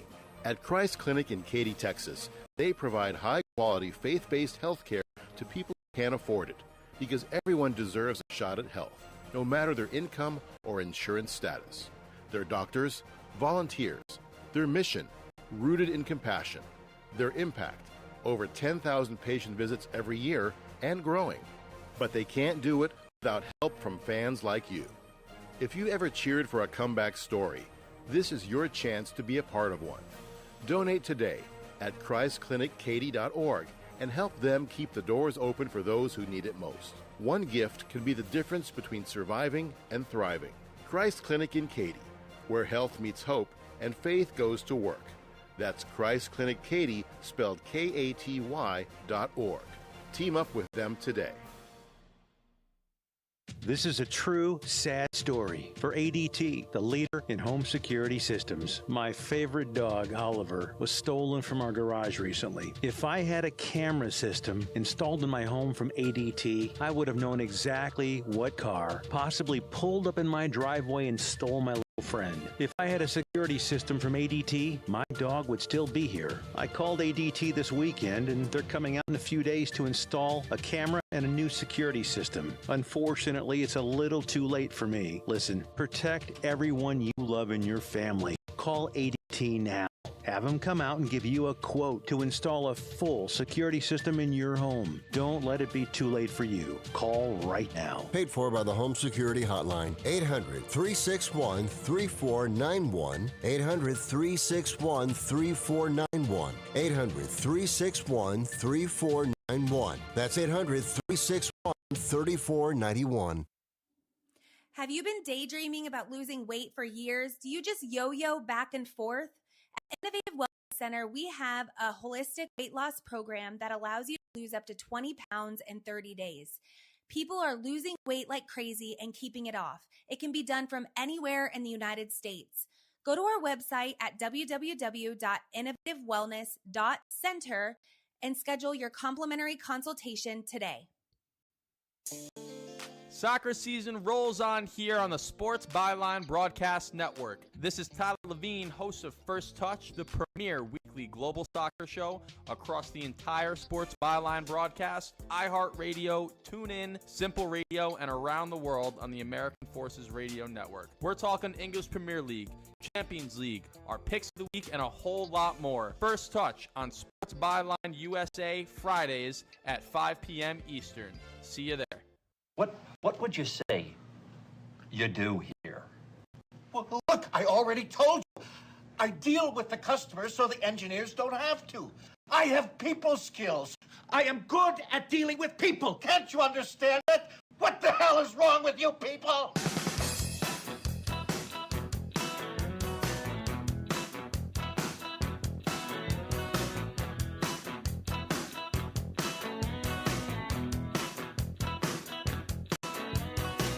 I'm waiting for the chance.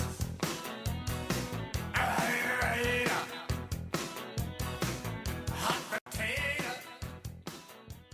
Rick Tittle will fight anyone listening to this. All right, thanks for that, and welcome back to the show.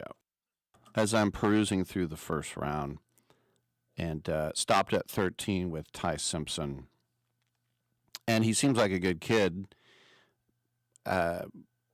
Not one person is excited about him except for Les Snead being on the Rams, so I feel bad for him in that way, but I'm not feeling bad for him being a first-round pick in the NFL draft. The Ravens then took Olaivoega Ioane. It's a good name. He was the top guard in the draft out of Penn State, and I'm sure Lamar Jackson's happy about that. That was a good pick, actually. Ruben Bain fell to 15. He's going to stay in Florida. He went to the U, and he's going to play with Tampa Bay now. Things worked out for him after dropping. And, you know, he probably thought he'd be the first cane off the board for Maui Goa. Right, Maui Goa. I keep forgetting that the G is pronounced like an N as well. Maui and Goa.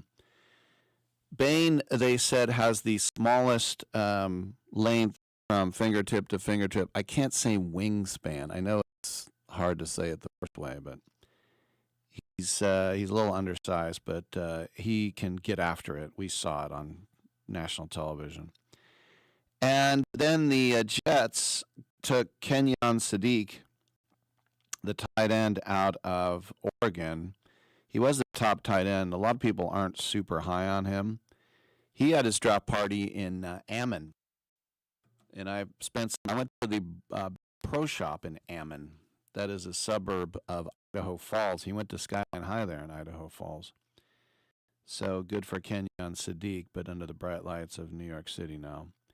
Getting into the back half of the first round, Blake Miller, the tackle from Clemson. And the Lions drafted for need here. They can move Panay Sewell over to left tackle now. He's a good player, but there was a lot of star power on the board, and they decided to avoid that and go need. So I don't think you can complain. Then Caleb Banks, the defensive tackle, went to the Minnesota Vikings at 18, and there were some people who were not in love with Caleb Banks, and that's because he had a severe foot injury, and he's had 2 surgeries last year, and then he had a surgery at the combine. So this is why he fell to 18. But big guys with foot injuries, the late, great Brad Millard, nicknamed Big Content at St. Mary's, he was one of the biggest basketball players in college history, not just tall, but size-wise. In March Madness, when St. Mary's played Wake Forest and lost, that was against Tim Duncan, and Tim Duncan said he was the toughest defender he played against in college. And his foot just kept breaking. It couldn't support his weight. So the Vikings hope to look back and have everybody say, wow, you were smart, and not laugh. Then the Panthers took Monroe Freeling, the tackle from Georgia, the big guy who rose up in the combine. Maybe some Lions fans would have preferred him. The Eagles then popped up at 20 to take Mekhi Lemon. Mekhi Lemon had the cool shades and came out stone-faced, But look, everybody's going to react how they're going to react, right? Because Jordan Tyson at 8 just was crying so hard in that tunnel, he actually got down on a knee as he was crying, which is kind of cool. And by the way, with Jordan Tyson being the 8th overall pick, and then 2 years ago, his brother Jalen Tyson was the 20th overall pick by the Cavaliers. They are the first siblings ever to be first-round picks in different sports. And I'm a little bit surprised by that, but that's pretty cool. After then the Steelers and these fans here, like 300,000 people, and 270,000 left after this pick. It was 10 o'clock at night, Pittsburgh time, right? The Steelers took Max Ihea Nachor from Arizona State, a tackle who everybody gave a first-round grade to, and it's good to fix your line, and he's definitely going to be a help on paper anyway. And then, but, tackles aren't sexy picks, especially tackles with hard-to-pronounce last names, and so they're like, okay, and then everybody left. Except the fans that were being paid to stand in the front and act stupid. The Chargers then took Akeem Mesidor out of the U defensive end. And I remember watching him in the national championship. He was really good. So I think the Chargers did well there, unfortunately. Malachi Lawrence, the defensive end to the Cowboys. And that was after a trade with the Philadelphia, who had to pop up 3 spots to take Mekhi Lemon. And look, Howie Roseman knows what he's doing. He just usually does. Malachi Lawrence out of Central Florida was a guy that was supposed to go earlier. Some said even later, right about where he's supposed to be. And then the Browns dealt with Jacksonville. Jacksonville left the first round to give number 24 to Cleveland, who took Casey Concepcion. And I know a lot of Niner fans were hoping for him to drop to San Francisco, who was drafting 27. By the way, the Niners, we'll get this in a second, but traded twice to get out of the first round. And if you're doing a draft and you're waiting for a pick, and then that you wait 2.5 hours, then they trade twice, not a real fun draft. The Bears took Dylan Thieneman, who, to me, the most impressive thing about him is he ran like a 4.35, the safety out of Oregon. Then the Texans made a trade with Buffalo, who then traded out of the first round as well. Kenlon Rutledge out of Georgia Tech. This guy is a beast of an offensive guard. Helped protect C.J. Stroud. Then the Miami Dolphins traded the Niners 27th pick. Niners moved down to 30. They took Chris Johnson, who I was talking about with JP. He said he never heard of him. He was a late riser. He's out of San Diego State. And one of these guys that was on until about 2 weeks ago, no one was talking about Chris Johnson, and here he is, a first-round pick. Then the Patriots traded up to 28, also with Buffalo, to take Caleb Lomu. And you think about that Utah offensive line, 2 first-round picks, Spencer Fano at tackle and Caleb Lomu, the other tackle. Both their tackles were first-round picks. Now, that's a line. And then the Chiefs did a trade with the Rams to move to 29 to take Peter Woods out of Clemson. And some people say, oh, Peter Woods, when he's trying, he looks like Aaron Donald, but he doesn't try. I hate that reputation. When the Raiders drafted the late Darrell Russell, 3 overall, the whole thing about him was he takes plays off. And I remember, I'm the guy with the binoculars. This is I was sitting in 228, or 128, sorry, under the overhang. And I had my binoculars, and I would watch, like, Amdi Asamoah pretend to be blocked. I could see who was dogging it. I could see who tried. And I remember seeing Darrell Russell just kind of standing up. And then there was one play where the guard slipped And so there was an open path to the quarterback. And so he started jogging in, and the quarterback pumped, and then he stopped running. But the quarterback didn't throw it. Then he was like, ugh. And then he started running again. Guy, he was a lazy ass. Lazy ass who was not interested in playing football. And you kind of think, oh, it's automatic. It's not automatic. Guys just sort of, sometimes the sport finds you, you know. And he's not a lazy ass, but JT Snow, all he'd want to do is play football like his dad, Jack Snow, the wide receiver for the Rams. He's Jack Snow Jr., but he goes by JT. The only thing is that he was hitting like 400 for his high school baseball team. You're not going to be a wide receiver in the NFL, but you might be a major league baseman, and got drafted by the Yankees, traded to the Angels, and then traded to the Giants for Alan Watson, the reliever. Peter Woods, as I mentioned, a guy who takes plays off. Let's hope for his sake he stops doing that. Let's hope for Raider fans he continues to do that for Kansas City. Then the Jets popped up to take Omar Cooper at 30. This is a guy that the Niners were looking at, but the Jets wanted to make that trade. So they moved back up, and the New York Jets, I'll say this about them. I always say a first-round pick should start even if you win the Super Bowl unless they're quarterbacks and they're learning, right? The Jets picked 3 starters. David Bailey at defensive end, Kenyon Sadiq at tight end, and Omar Cooper out of Indiana at wide receiver. 3 first-round picks, 3 starters. That's not bad. Keldrick Falk, who was still in the green room, waiting, why did I come to the green room? The Titans made a deal with Buffalo to move back up. They took him at 31. And then finally, I was talking about this the other day, what if the only running backs are teammates? Jeremiah Love and Jadarian Price. I thought he was Jadarian. I found out last night he's Jadarian. Jadarian Price, 6 yards a carry, all 3 years at Notre Dame. He's going to the Seahawks. And a lot of people think, well, that was stupid. Well, I mean, they lost Kenneth Walker, and Charbonnet is going to be out, or Charbonnet, I should say, is going to be out for a while. I think Jadarian Price is going to be a pretty good pro. But there it is. You know, who did well, who choked.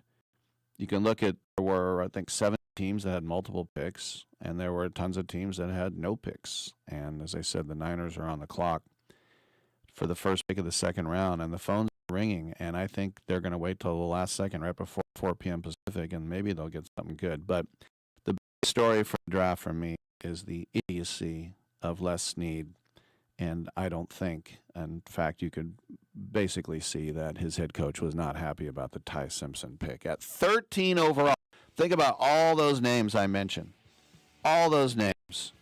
They could have had those guys who would actually play this year. Come on back.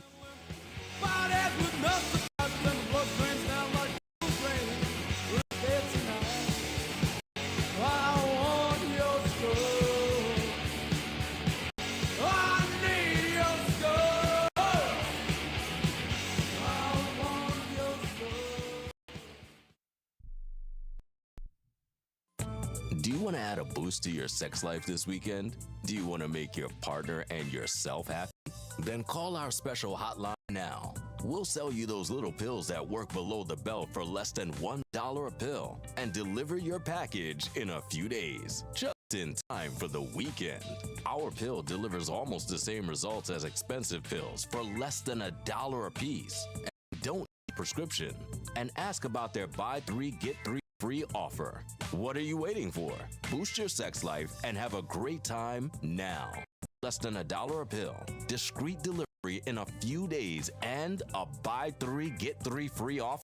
Dial this number and save it now. 800-245-2751. 800-245-2751. 800-245-2751. That's 800-245-2751. Paid for by the Pharmacy Shop. Life insurance is one of those things that just about everybody needs, but few people actually have. Hey, if you die unexpectedly without life insurance, guess what? You'll leave your family with even a bigger mess. Life insurance will help replace your family's income. It'll help cover burial expenses. Life insurance can even help pay off debt, credit cards, and medical bills. Life insurance can even pay for college. And if you own a business and you die, life insurance can help your business from collapsing. It can even help cover estate taxes. Life insurance has never been more affordable and needed. Plus, you can always shop around even if you have a plan and save some money. So call the Life Insurance Quote Line right now for free pricing information. 800-915-9654. 800-915-9654. 800-915-9654. That's 800-915-9654. Do you have Medicare and do you use a CPAP machine? This is a national healthcare alert regarding your CPAP supplies. Using a clean CPAP mask and clean supplies is important to staying healthy. The best way to make sure your CPAP equipment is clean is to get new supplies. If you have Medicare, we have great news. Medicare will pay for you to have new clean supplies every 90 days. We'll even do all the paperwork for you to make sure that there's little to no out-of-pocket cost to you. And you don't even have to leave your home. We provide free in-home delivery. So if you're a CPAP user and you have Medicare, staying healthy with new CPAP equipment is easy. Just make this free phone call right now to get started. Sponsored by Specialty Medical. 800-913-9739. 800-913-9739. 800-913-9739. That's 800-913-9739. Please let this nightmare stop! Please, I'm begging you, stop!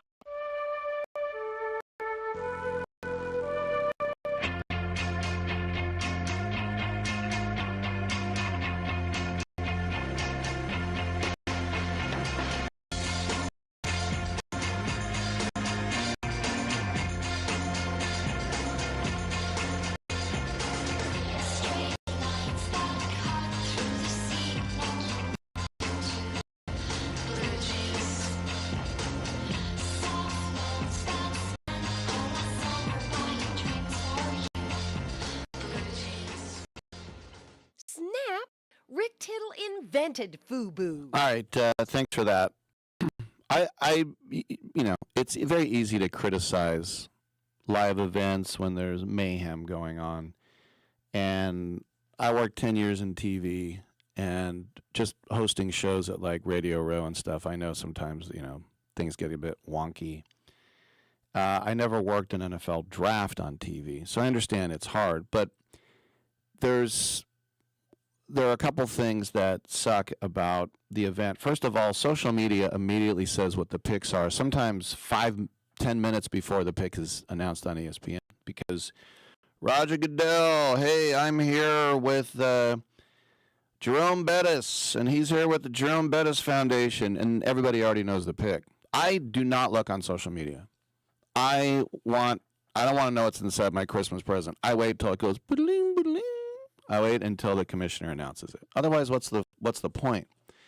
The criticism I do have, though, which is legit, and they didn't used to do this, is that when there's a trade, they almost never announce the trade, and if they do, it's 20 minutes later. By the way, that trade, when San Francisco gets 2 fifth-round picks, and then they flip-flop their 7th, and then they get a 3rd in 2029. They could do that immediately. And you know what? The reason I know that is because they used to do that. And now it's just like, let's just say there's been a trade. And even the commissioner, there's been a trade. The commissioner, Paul Tagliabue, used to say what the trade was. Why is that so damn hard? That's when I go on social media and I'm like, what's the trade? And then I got to find out what it is. So there's my complaint. All right. We will take a break. We got another hour to go. Come on back on Sports Byline.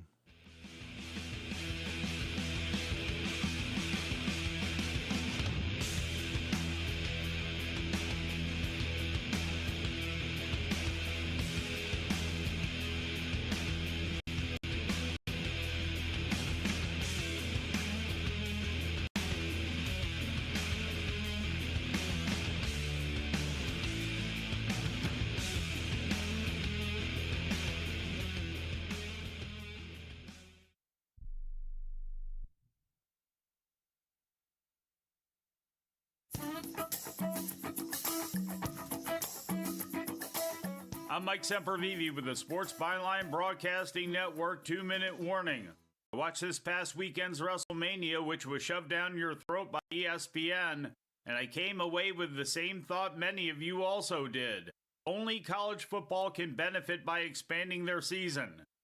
If you listen back to this very intently, you can hear Rick Tittle throwing glass ashtrays at the producer's window, but I continue undeterred. WrestleMania was a cold experience for many people. Insanely high ticket prices, an injury-plagued card, and a mediocre build to its biggest show of the year. An overwhelming sponsor advertising everywhere, in person and on television. They even had a crypto investment guy pay 6 figures to do commentary. Bottom line is, they didn't have enough product to fill 2 days, and it wasn't the first time that's happened. They've begun to suffer the law of diminishing returns and fan burnout. In my opinion, the same thing could be said about the 82-game NBA, 82-game NHL, and 162-game Major League Baseball seasons. And I say that with the complete knowledge that the NHL is expanding by 2 games to 84 for the next 4 seasons, and it's a fait accompli. The NFL will end up with an 18-game 2-bye everyone plays internationally 20-game season. Will it be good for the players or the quality of the game? No, but until the American appetite for devouring the NFL at any cost stops, the NFL ain't gonna stop. But for the 3 other major sports in North America, I've actually thought about how they can continue to get larger and larger payouts from networks and streaming entities, and it feels like contraction would actually be those sports' best friends. Not ticket prices that can go up. You have many baseball teams playing in front of empty houses. The playoffs in every single major sport have been stretched to the absolute maximum of their credibility already, and they've sold out to the gambling industry to a degree that they really don't have a handle on, so accepting more of that money should be on ice. Should be. How do you jack up ticket prices and rights fees? You sell scarcity and the idea that everything will now mean a little bit more, which the games actually would. Will the schedules ever get smaller? I doubt it, but it's not like that hasn't been voiced.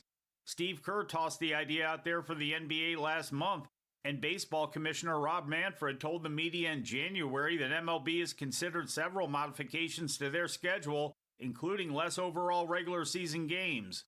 At least that's some self-awareness, which leads me back to an entity that couldn't care less how it's viewed, American collegiate football. The $1 billion sports property whose season actually does have room for expansion. While I don't love it for the playoffs, enough people do, including fans, and importantly, the conferences, and that's all that matters. The NCAA called for the elimination of the ridiculous Week 0 pre-regular season games to now move up the start of the season, and with the professionalism of the game and the seismic changes that it's gone through, adding games is easily possible, even when having to deal with the monster that is the National Football League late in the calendar year. Because the fact of the matter is, the NFL's only pipeline of talent is college. And the longer the college season goes, the more that gets prospective NFL talent ready for a long season and puts more on tape to study. Look, I know all of this was a weird thought to have while watching wrestling, but you gotta be pretty weird to watch wrestling. Now, up next in some markets, Brian Alvarez with Wrestling Observer Live. I'm Mike Sempervive with the Sports Byline Broadcasting Network 2-minute warning. Have you been daydreaming about losing weight for years? Do you just yo-yo back and forth? At Innovative Wellness Center, we have a holistic weight loss program that allows you to lose up to 20 pounds in 30 days. People are losing weight like crazy and keeping it off. It can be done from anywhere in the United States. Go to our website at www.innovativewellness.center and schedule your complimentary consultation today. Getting together with friends to watch the game? Then you'll need American Premium Vodka. Handcrafted and pure, this is the one thing all Americans can agree on. Founder Mark Gus Scott chose the finest natural elements America has to offer, and you'll taste how great it is to be an American. Now available at Bevmo, GoPuff, Hy-Vee, and Fairway stores.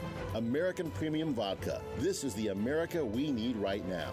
Go to AmericanPremiumVodka.com. Celebrate responsibly.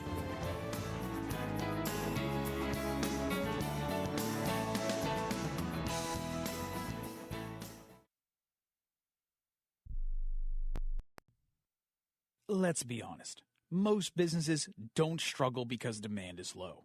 They struggle because their back end can't handle growth. Leads come in, but follow-up is slow. Calls get missed. Appointments don't get confirmed. And everything lives in different places. So even when marketing works, revenue doesn't scale.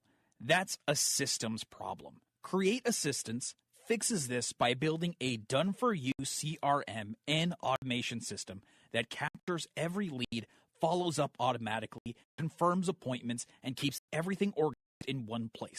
And only after that foundation is built, AI voice and chat employees get added on. If your business is chaotic behind the scenes, it's time to fix the back end. Visit createassistance.ai and book your call today. Or you can call or text 515-500-2224. Again, that's 515-500-2224. We look forward to hearing from you. Rick Tittle knows his sports. I hate that guy. I love that guy. Oh my gosh, he's so fine. Tittle brings home the bacon, fries it up in a pan, and then he eats it. Rick T in the his for shizzle biznatch.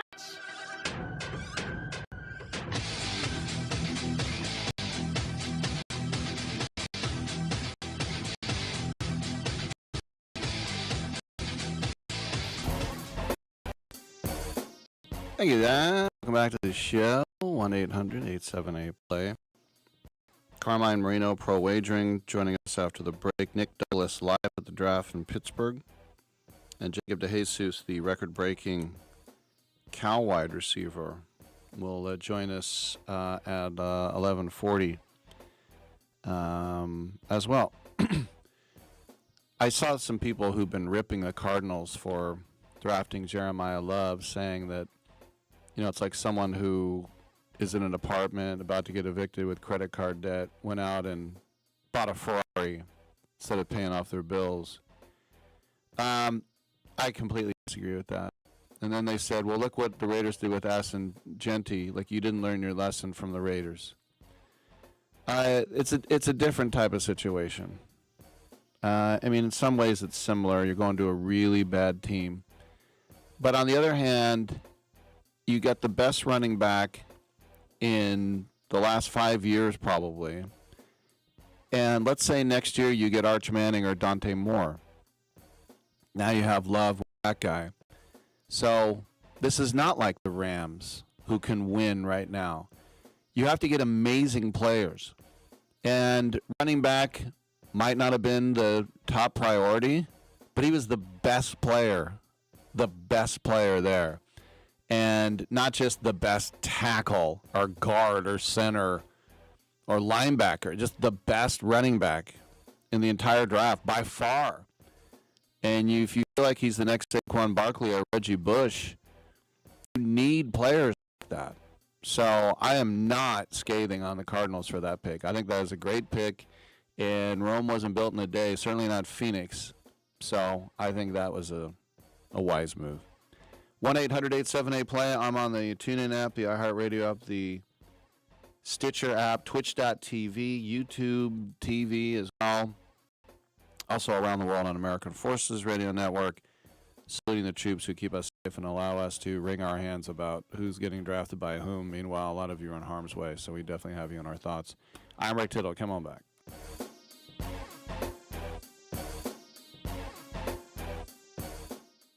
Hey, airline travelers, let's say you have a problem and you need to change or cancel an existing airline reservation. What do? Well, Skywatch is a free service that can help anyone with any airline reservation fix it. Whether you want to cancel it, change your dates, or add passengers, we can help fix your airline reservations so you get exactly what you need. We've updated our computer database and now have access to every airline around the globe. So now you can make one phone call regardless of who booked your airline tickets, and we'll change it, cancel it, and fix it for you. We know the insider secrets of fixing reservations that the airlines don't want you to know about. So if you need to cancel, change, or modify an existing airline reservation, call Skywatch right now. It's a free call, so let us fix it for you.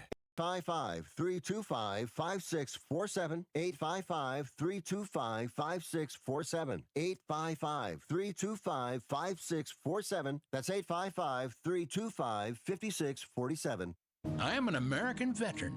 I'm proud to have served this country. Helping veterans is something all Americans can participate in, and it's as simple as donating an old car that you have sitting around. When you call the Veteran Car Donation Program, they'll explain how their program works, and then arrange a time they can come and pick up your vehicle for free. Running or not, it doesn't matter. They take cars, trucks, motorcycles, or vans. Show your support by donating your car and get a tax deduction in the process. Call the Veteran Car Donation Program right now. They'll come and pick your car up for free, and you'll get a tax deduction in the process. Call the number we're about to give you right now.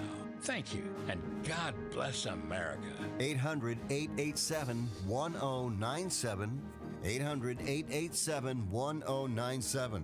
800-887-1097. That's 800-887-1097. Sometimes life changes, and the house you once loved becomes a burden. Too many repairs, too many memories, too much to handle on your own. If you'd like to sell your home fast, we can help at the Home Buyers Hotline. We can help you sell your home as is. No cleaning, no showings, and there are absolutely no hidden fees or real estate commissions. We'll pay you a fair price for your home in cash. Whether you're downsizing, handling an estate, or just ready for peace of mind, call us. We'll help you walk away from your problem property in no time at all and get you the cash in your bank account with little hassles. If you'd like to sell your home fast, as is, we can help at the Home Buyers Hotline. Call Want to Sell Your Home now for a free quote to sell your home in any condition. Call 800-950-3143. 800-950-3143. That's 800-950-3143. Titillating Sports with Rick Tittle. Rick Tittle is a genius, the best show ever. He's so wonderful, genius, the best show ever. He's so wonderful. Titillating Sports with Rick Tittle. Rick Tittle he's so handsome, he's a genius. I am so excited to be back on the Rick Tittle Show. All right, thanks for that, and welcome back to the show. Rick Tittle with you, coast to coast and around the world on the American and the Amazing Forces Radio Network. It is 11:12 on a Friday. We check in with our friend Carmine Marino, who does everything when it comes to sports, specializing in horse racing. I want to talk about NBA playoffs, but first, Carmine, welcome back to the show. I was looking at the list of the jockeys as we get ready for the Kentucky Derby next weekend, and most are in their 30s and 40s. There are a couple guys in their 20s. The youngest one is Christopher Elliott, who's from New Jersey. But I want to ask you about Mike Smith, because he's my age, and I know Bill Schumacher, what was he on, Ferdinand? He was in his 50s. If Mike Smith wins, he'll be the oldest ever. But what about a guy like that who is still doing it at that age? You know what's amazing is the fact that being a jockey, if you stay in shape, you can ride pretty much a long time. It's just still a dangerous sport. I think there was a jockey out of the Midwest who was riding up to his 70 recently. He just retired. But in Smitty's case, he gets good horses, and he can still handle a horse. He's not as strong physically as he once was, but he's still a hell of a jockey. You know, he does give a horse a fair shake, and he's done pretty well recently. He was, a couple of years ago, about 3, he was winning like crazy. In this particular race, though, I wish him all the best. I think, and Castellano's an older guy. He has a shot. He's got a good horse, too. But unfortunately for him, he's still very competitive. I look at Mike Smith, 28 Kentucky Derbies, and then Atsui Nishimori from Japan is on Danon Bourbon, 0 Kentucky Derbies. Now, I would say 10 times out of 10 you'd go, hey, experience counts. But we also know, like in other sports, sometimes being young and dumb and not knowing how important it all is, sometimes that helps you. But is there any advantage at all to having to be your first Kentucky Derby if you're a jockey? The only advantage a jockey would have in a Kentucky Derby without the experience is having the best horse and getting the best draw and have the right pace.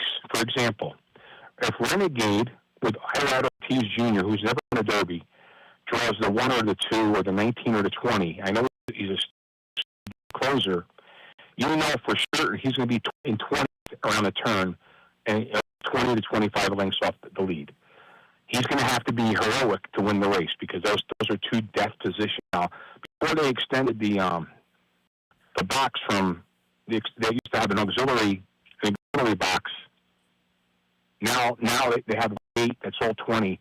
They moved it out a little bit where the 1 and the 2 position are not as bad as it was. It's still a very bad position to be on because making that first turn, the whole field basically falls on top of 1 and the 2, and the 3 for that matter. So you want to be 4 through 14 has a better advantage than 1, 2, 3, and probably 17 through 20, maybe 15 and 16 legitimate. They can get, if they have the right kind of tactical speed, they can be in position to make some noise. All right, good stuff. Now, NBA playoffs, most of the games last night were blowouts. The one close one, the Hawks beating the Knicks, and Kuminga people stepping up. But basically, Bride outplayed Mikal Bridges, and so I know a lot of fans in New York want Mike Brown to change the lineup for Game 4. What are your thoughts on the Knicks right now? I'm a Knicks fan, lifetime Knicks fan. They got to fire the general manager and hang him for getting rid of the coach. Tittle was doing a fine job last year. The coach, players were upset because they made him work harder. But look at the Knicks this year. It's been a disaster. The fact that the general manager has traded 5 number 1 draft choices for Bridges, this makes the Herschel Walker trade look like it was a steal for the Vikings. And even though they built the Dallas dynasty with that stupid trade, Bridges is terrible. I mean, how do you scoreless and you're a starter? I mean, it's ridiculous. And then you go and Brunson. I mean, you have a clean shot and you go air ball in the clutch. And he's the worst ball handler I've ever seen. It's unbelievable. Oh my God. Well, I remember that wasn't gambling. That's frustration of a fan. Yeah, no, I get it. Heart's involved with my teams too. We can't remove it. But I remember last year in the second round, Josh Hart went to Thibodeau and said, "Look, I'll come off the bench. Let's switch things around." And that series against Indiana then cost him his job. But what do you think about this whole thing about, look, the players, it's much harder to replace a player, obviously, than a coach. But Thibodeau, I guess my question is, taking into account, it's almost like not a dictatorship, it's a democracy. You have to listen to your players these days. I'm against it. As I coached baseball for 17 years, and the number one thing you need as a coach is to create cohesion with your players. And the Knicks last year, the chemistry was solid. If you ask me last year if I thought they beat the Celtics, I would have said no. Okay, the Knicks came on. The Pacers had injuries this year. They got to they were competitive to some degree. The Knicks played the Pacers and got beat. Tom Thibodeau deserved to keep his job for doing something with the Knicks that happened in 20 years. He got the conference championship game. And I don't think the Knicks were that good to begin with. I mean, I was surprised to hear people think they're going to all the way this year. I'm like, Oklahoma City rattled their cage every time they play them. They have no chance to win the title. But they could be, they could definitely go to the Eastern Conference Finals again. What do you think? And the way they're playing right now, they're not a basketball team. They're not playing the way they should. And Brunson, again, I think he's a great player for shooting at times. He's 6'1". Yeah. Tommy Archibald was a great point guard, averaging 34 a game back in the day. Brunson is a good guard. He can't move the ball. He's a terrible ball handler. Unbelievable for a guy 6'1". One more question about their GM. When you look at the bench, it's very guard-heavy. McBride, Clarkson, Shamet, Alvarado. And then you look at Iwara, who's really the only wing. He doesn't play at all. What do you think about that set up as far as the GM compiling the talent on this team? I'll say it again. He needs to be terminated, like the Vikings. I mean, they're my two favorite teams. I look at the Vikings a couple of years ago. They made a trade that they would have got McCarthy either way. Traded up for him one spot from 17 to 6, whatever it was, and then you gave up a couple other draft choices. I'm like, why would you do that? And in this case here, you look at this Knick team, and you got to ask yourself, what were you thinking about? I mean, you know, the Knicks had a dominating center since Ewing. Yeah. Towns, nice power forward at best, and he's soft, although he had a good game. Like 21-17 is a hell of a game. But when you look at the way the Knicks are structured, and how do you fire a coach who was successful last year? Like that was everyone in New York goes, wow, why would you get rid of him? And then you bring in this bozo who had a lousy season, and right now they lose 2 games by only 1 point. If they lose game 4, it's over. Game 4 now becomes a must-win, and then you got to win game 5 back at the Garden to have a shot. All right, if you let me throw. I'm sorry. No, I'm sorry to interrupt you. I got seconds, and I want to know what you think about Caleb Banks at 18. The guy played 3 games last year. The guy they should have taken was the offensive lineman out of Georgia, who's a stud. Everybody knows he's a stud. You could have got him in the 3rd round. Yeah. They could have got him in the 3rd round. Yeah, a lot of people are not high on that Caleb Banks pick. Yeah. All right, Carmine. He's great. All right, well, for your picks, pull it out, and we'll talk to you when we get closer to the Derby, my friend. Next week. Maybe I'll give you the Oaks pick, too. Yeah, there it is. All right, good stuff. Pro Wagering's Carmine Marino. Come on back.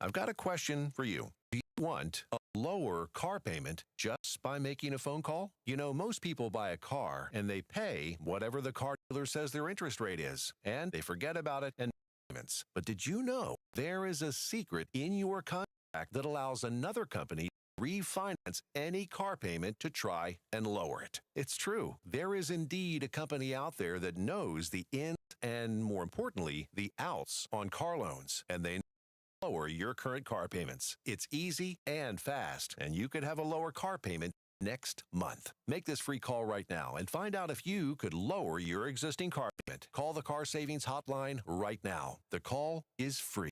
Call now. 800-605-1680. 800-605-1680. 800-605-1680. That's 800-605-1680. Packages start at $29.99 a month with signed agreement. Restrictions apply. Speak to a representative for complete offer details. See Vivint.com for license details. Terms and conditions apply. Homeowners, if you're looking for the best in home security and smart home technology at a price you can actually afford, we have great news. Now you can get Vivint's award-winning home security systems starting at about $1 a day. U.S. News & World Report has recognized Vivint as the best professionally installed home security system of 2022. And right now, you can get Vivint's home security technology for about $1 a day. Plus, get free professional installation from a licensed technician. Protect your home and loved ones for as low as $1 a day. Call right now for your free home security consultation. 800-918-6189. 800-918-6189. 800-918-6189. That's 800-918-6189.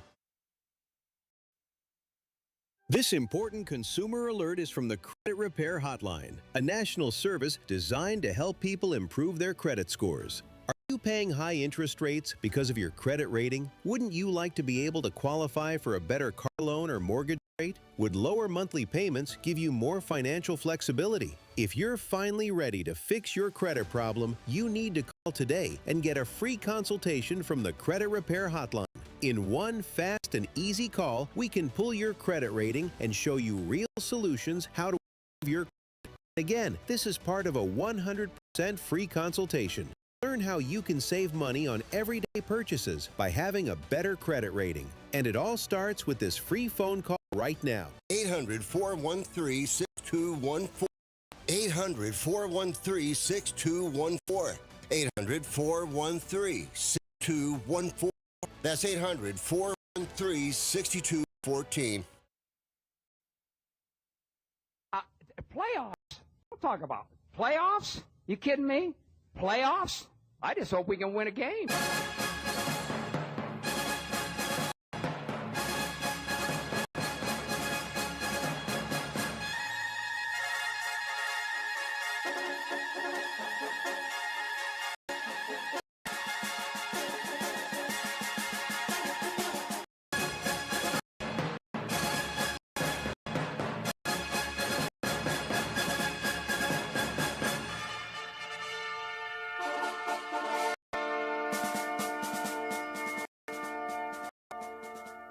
Rick Tittle ate 200 chicken wings at Yo Mama's house last night. Now back to Fat Boy. That hurts my feelings. Welcome back to the show. I'm going to cry. No, just kidding. 1-800-878-PLAY. Nick Douglas, who, the sports writer, he's an author, and he sat down with me at Radio Row for Super Bowl 60 at the Moscone Convention Center about 6 weeks ago. And also, he was at the Final Four in Indianapolis. Well, he's on the go once again. He's in Pittsburgh for the NFL draft. Nick, welcome. And first of all, give us a little sights and sounds, because I know, like 3/4 of the crowd left when Pittsburgh finally made their pick, and it was like 10 o'clock at night. But just your thoughts being at one of those crazy outdoor drafts.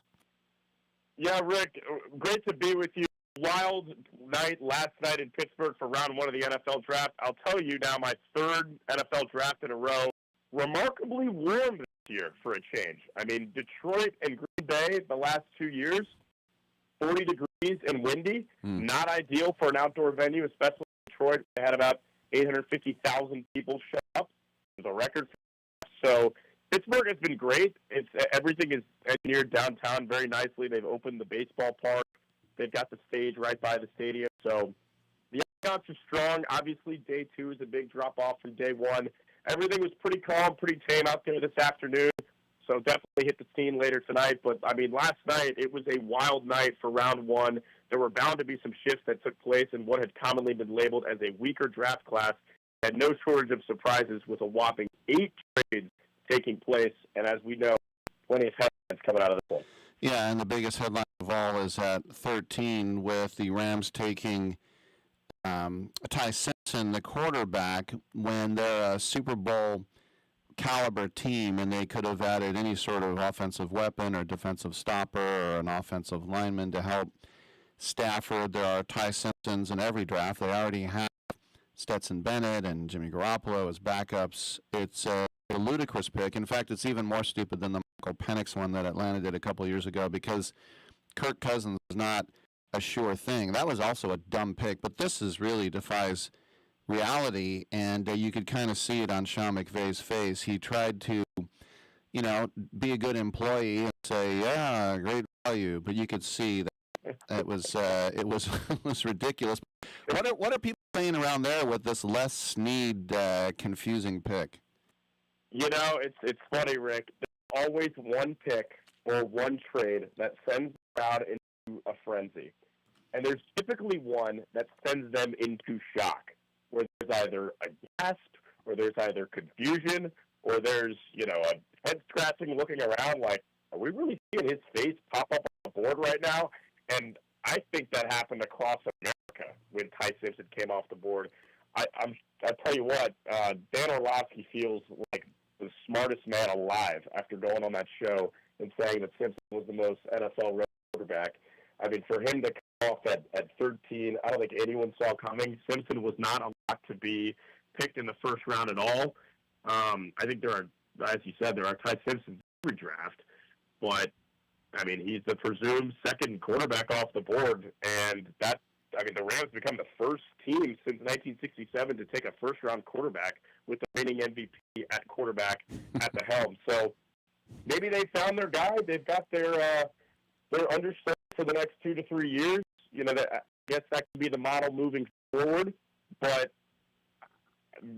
Sean McVay his demeanor and his words were very telling in that press conference, and I think a lot of the Rams fan base, from what we saw here, felt the same way. There was a lot of confusion, especially at 13, plenty of great players available.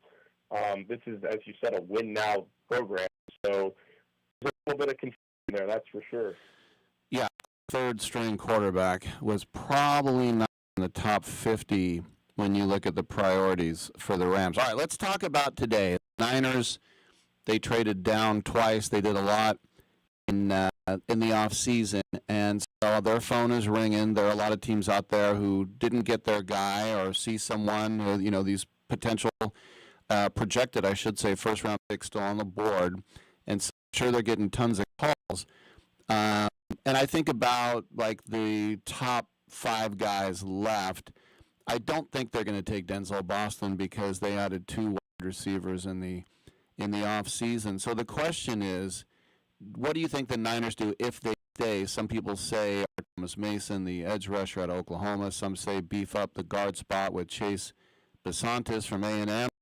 And then you got that wrecker Tech, Jacob Rodriguez at linebacker. And then maybe if you wanted to go project, Jermod McCoy, who would have been a first-round pick if he didn't have all the knee injuries, the corner out of Tennessee. How do you see the day beginning at 4 p.m. Pacific?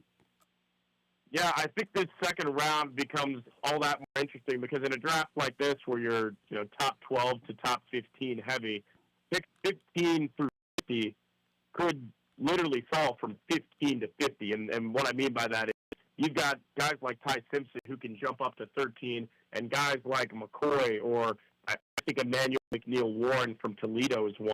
I had going in the late round. He could fall as far as the middle to latter part of the second round. So this is a weird second round, especially given the fact, plenty of programs sat out this first round. The Jaguars sat out, the Niners sat out. So I like McCoy.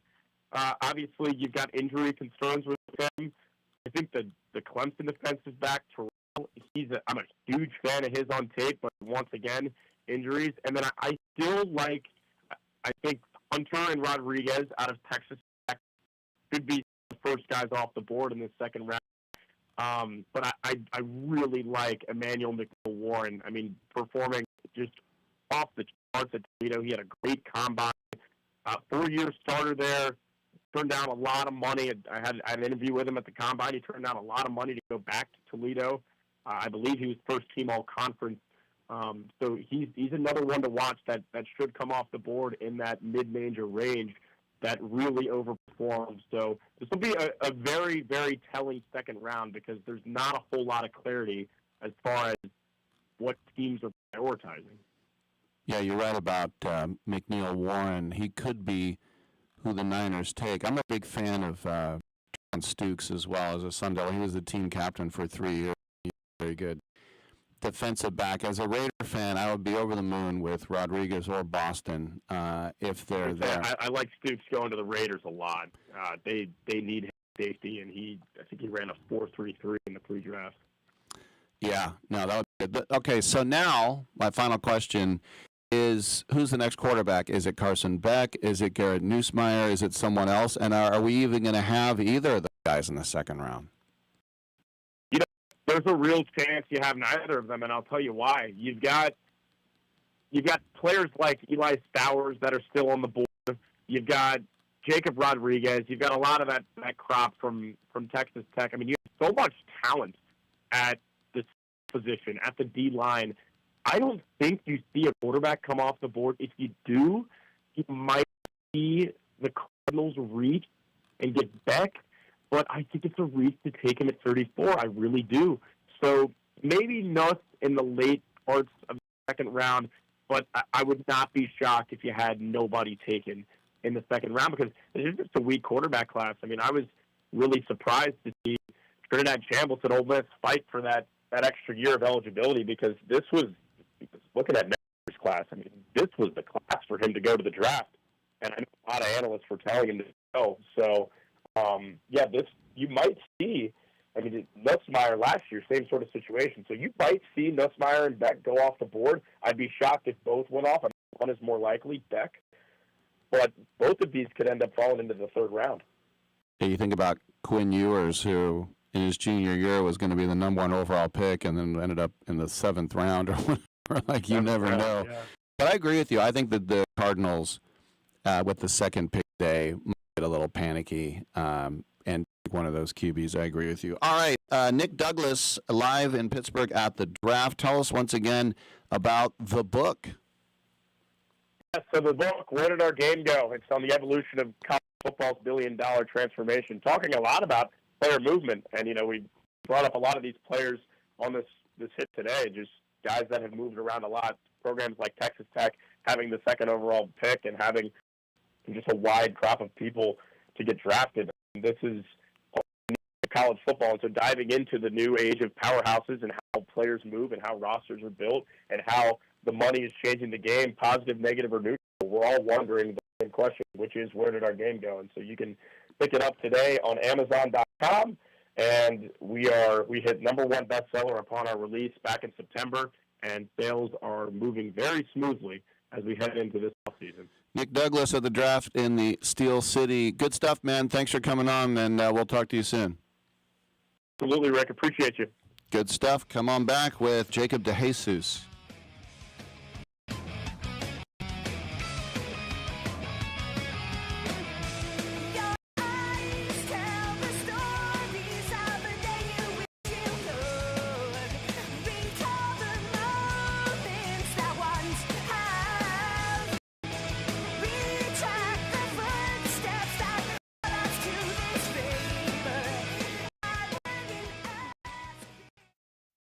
Have you suffered sports betting losses? There is someone who wants to fight for you to see you get back what you have lost to those sports betting companies. Michael Watts is a prolific trial lawyer with over $11 billion in total recoveries for his clients. And now with sportsbettingclaim.com, he'd like to help you. Michael has been a leader in some of the largest and most complex cases in the country, from defective cars and tires to damaged drugs and medical products. He has always represented the rights of individuals harmed by large corporations. His efforts recently resulted in the recovery of billions for individuals who lost their properties to fires carelessly caused by electric companies and others. Michael knows that sports betting companies preyed on and manipulated consumers into losing their life savings, and he wants to make them pay. If you have suffered financial hardship as a result of online sports betting and would like help seeking compensation, please submit your claim information for evaluation at sportsbettingclaim.com. Michael Watts is focused on winning for you. sportsbettingclaim.com. You have a book? Get it out of your mind and make it a real book with a free guide to book publishing. Trying to publish a book yourself can be complicated. It takes a lot of time that you could spend writing your book or even more books. Do what you do best. We can do the rest. Thousands of authors across the nation have trusted our book publishing service. We have the connections to help you get your book printed, distributed, and sold on Amazon, Apple Books, Barnes & Noble, and bookstores nationwide. We can do it faster than you can on your own. Get your free guide to publishing. It's a free phone call. Remember, make this free call right now and learn how to turn your book into something real that people can buy. Get your free writer's guide. Call right now, 800-482-8399, 800-482-8399, 800-482-8399. That's 800-482-8399. Special alert for consumers struggling to pay taxes. There are new tax regulations, not published yet. We have the inside track on your new tax savings. These programs are designed to help struggling taxpayers like you. The COVID relief programs are gone, but there are new programs to help struggling taxpayers, and we have the inside track. Call now and we'll take you through these new programs. These taxpayer savings programs have never been available until now. Get out of tax trouble now. It doesn't take weeks. It can happen in one phone call. Call now and get the inside track to get rid of your tax problems. Call the tax helpline now. 800-949-0039. 800-949-0039. 800-949-0039. That's 800-949-0039. I'm going to give you to the count of 10 to get your ugly, yellow, no good keister off my property.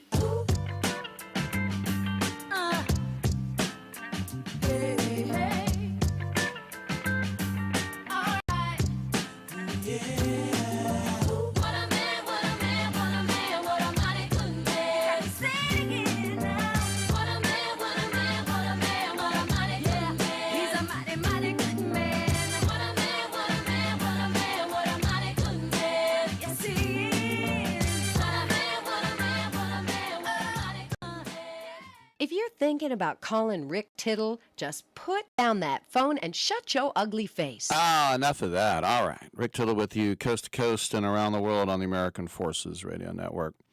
And those of you who know me know that I grew up 10 minutes from Memorial Stadium, and I went to a lot of Cal games back in the day when I was growing up, and I think about all the great wide receivers they had, from Wesley Walker and Sean Dawkins and Deshaun Jackson.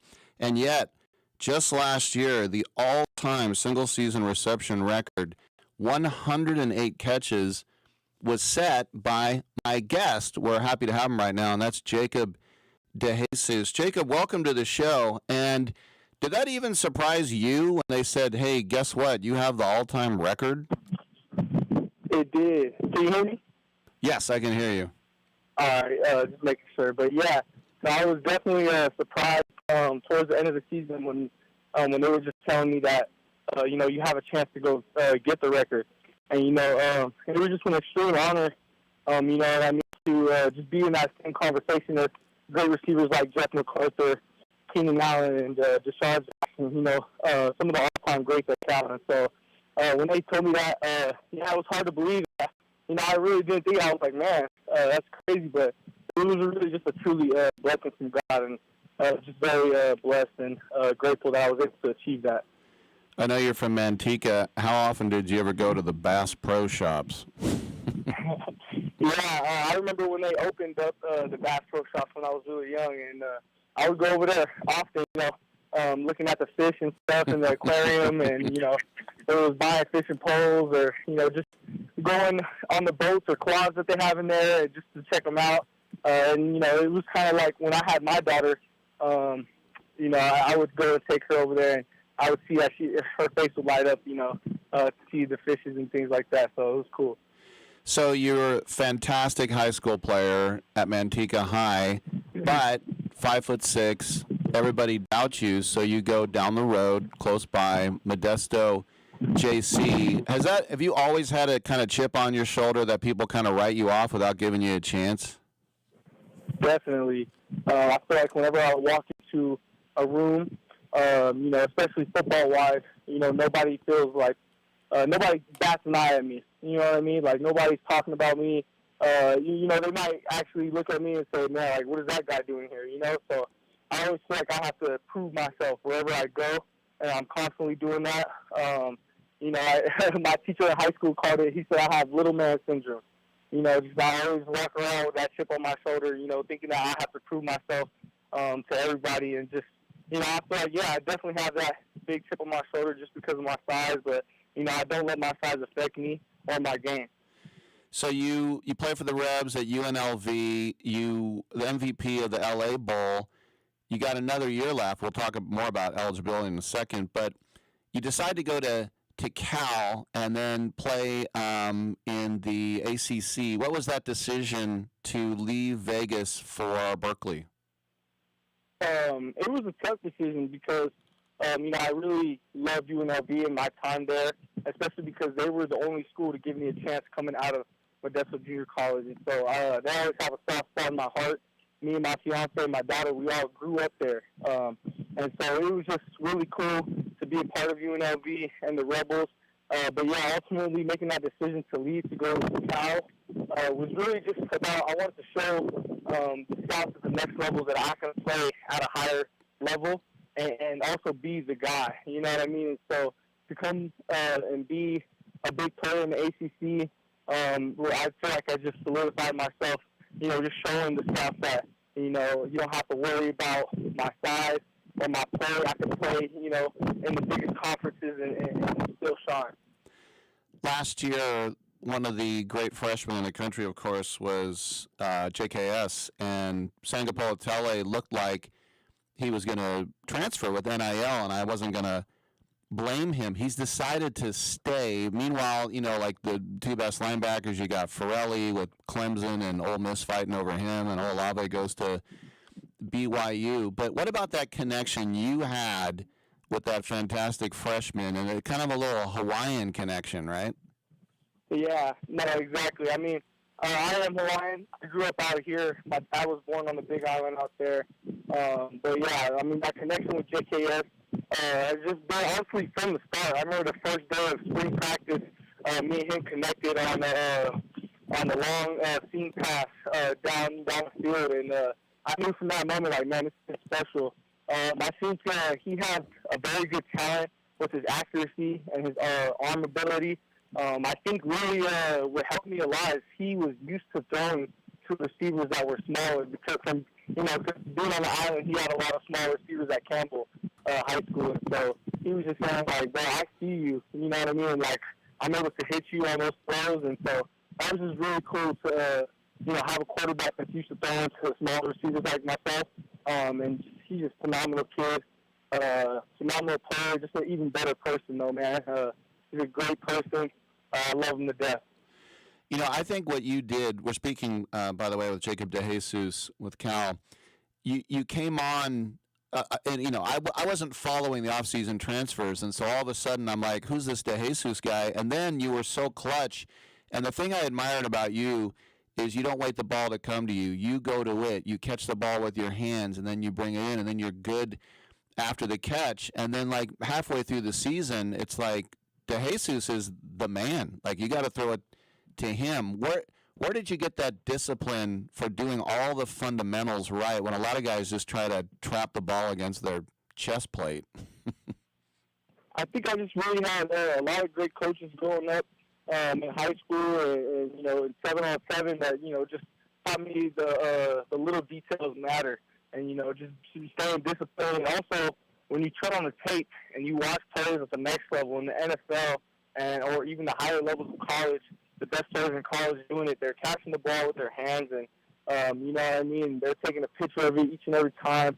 And it's just an important detail, because when that DB's coming in, you guys both break on the ball. You know, if you have your hands out there first, you know what I mean, you're going to get there first if you have your hands stretched out like that. So it's just, you know, like I said, just watching tape and just having little coaches over and over always taught me on the little things, doing the little things right. And, you know, for someone my size, I constantly have to do, you know, I have to be perfect almost perfect at, you know, everything that I do receiver-wise, you know what I mean, because I'm already at a disadvantage because of my height. All right, well, we have a transition. Coach Wilcox, who did his best, and I think everybody admires the effort that he put in. He lost his job, and now Tosh Lupoi, who, of course, has Cal roots and did a great job coordinating at Oregon, he comes in now. And first of all, what's the message from Coach? And then also with you, are you going to be able to get another year with Cal, or how's that all working with the hardship case and that extra year? Sadly, I don't believe that I will be able to get that extra year. The draft has already started, and I believe it is already too late to opt out of the draft. As much as I did want another year, I had the lawyer on my side and everything. We were working through the case. The NCAA they had the hearing on February 10th, and the NCAA just hadn't made the final decision yet. And frankly, I think they're pushing it, prolonging it on purpose, like just so, you know, like players could go on to the next level and they don't have to worry about, you know, players getting extra years and things like that. So I don't think that I will be a part of that any longer. I think God has a different plan for me, and it's time for me, you know, to move on to the next level, next chapter in my life. And as much as I did, I wanted to become I wanted to get that extra year, and if I did get it, I was for sure staying here with Cal because, man, the things that Coach Toss LaFleur has going on over here, it's amazing. I'm pretty sure you've seen a glimpse of it at the spring game, but this is a whole different team, a whole different attitude in the building. I see a lot of great players, and I just think he's going to, I think we were already a good program, but I think he's going to take it to the next level, if you know what I mean. I think the Bay Area, I think Berkeley is ready for that, and I'm just so excited, to watch them next season. All right, now, very important question for you. Top Dog, Blondies, or Steve's Korean? I'm going to say Top Dog. Yeah, that's me too, baby. All right, and then last question for you. What have you been hearing from scouts, like, 7th-round pick or probably, undrafted free agent, and which is kind of cool because then you can pick where you want to go. What are some of the people that have been giving you feelers saying we're interested? Yeah, I definitely heard from a few teams. The top 3 teams that I've heard from is the Buffalo Bills, Chicago Bears, and the San Francisco 49ers. And all of them pretty much have the same idea for me as where they want to see me play at. It's doing a lot of the return stuff, which I know is a big part of my game, and then also coming in and maybe doing playing different positions. I had some of them talking about playing slot receiver, even moving me around in the backfield to be a receiving back out of the backfield. But yeah, they were talking. All of them were saying the same thing as far as later rounds or undrafted free agent. I know the last time I talked to the Niners, they were saying that they don't have any 5th, 6th, 7th round picks this year. Although they did just trade for one last night, they have a 5th round pick now because they gave up their 30th pick last night. But yeah, it's between those teams right there, and we'll see what happens in these next few days. Well, yeah, you're such a weapon. The Niners lost their return man as well, but I just think about you in the backfield coming out on delays, running patterns into the flat or like a wheel route, and all of a sudden you're loose. I mean, you are first team all ACC. You are going to get a shot, and we wish you all the best. We've been speaking with Jacob DeJesus, set the single-season record for most catches of a receiver at Cal with 108 last year. JDJ, thanks for coming on, man. Thank you very much for having me, man. You guys have a great one. All right, good stuff. I'm Rick Tittle. Come on back on Sports Bio.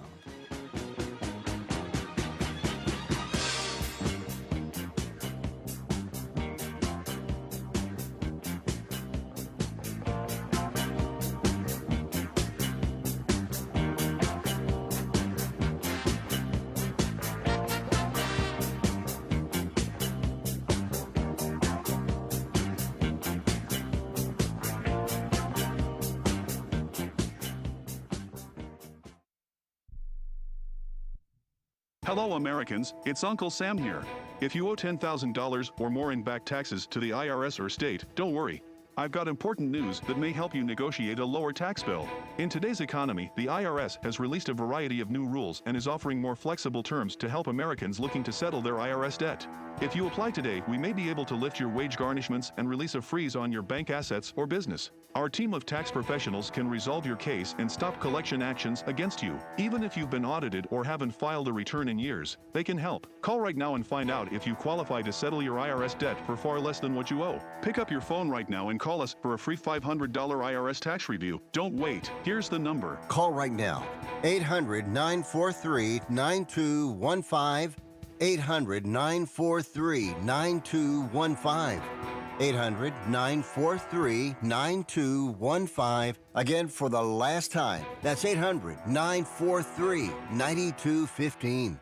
Right now, you can switch from cable television to satellite television for free. That's right, we're offering free equipment, free installation, plus get a free $100 prepaid Visa card. Call the Satellite TV hotline right now. Make the switch from cable to satellite television and expand your viewing horizon. On top of free installation, for a limited time, we're offering a fixed price guarantee. With Satellite TV, you'll save money over your expensive cable bill. Plus, get access to hundreds of channels. And when you call right now, you can also ask about our seniors and military discounts. So make the switch to satellite TV right now. Everybody gets free installation, free equipment, plus a $100 prepaid Visa card. Call right now and you can switch to satellite TV and be watching everything you wanted to within the next week. And remember, installation's free, so call right now. 800-696-2871. 800-696-2871. 800-696-2871. That's 800-696-2871.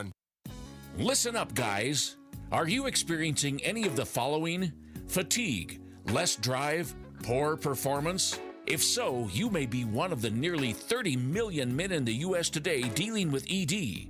But did you know you don't have to pay hundreds for a prescription anymore? And you don't have to deal with the hassle of seeing the doctor or the embarrassment of going to the pharmacy for a certain pill. Now, with one free call, you can find out how Herbal Virility Max can help you feel like a man again. For over a decade, Herbal Virility Max has helped guys just like you put a smile back on their face with their performance and drive. Call today and ask about our buy one, get one free offer. 800-690-8223. 800-690-8223. 800-690-8223. That's 800-690-8223. I gotta go to college. I gotta. Danny, this isn't Russia. Is this Russia? This is Russia, isn't it? Nah. I don't think so.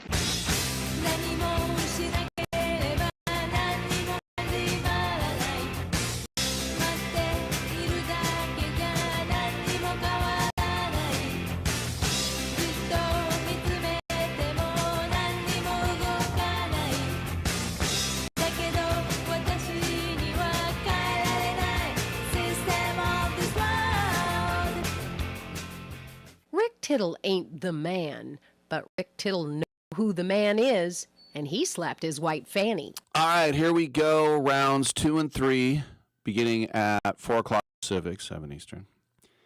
And tomorrow, 9 a.m. Pacific, noon Eastern, will be the 4, 5, 6, 7.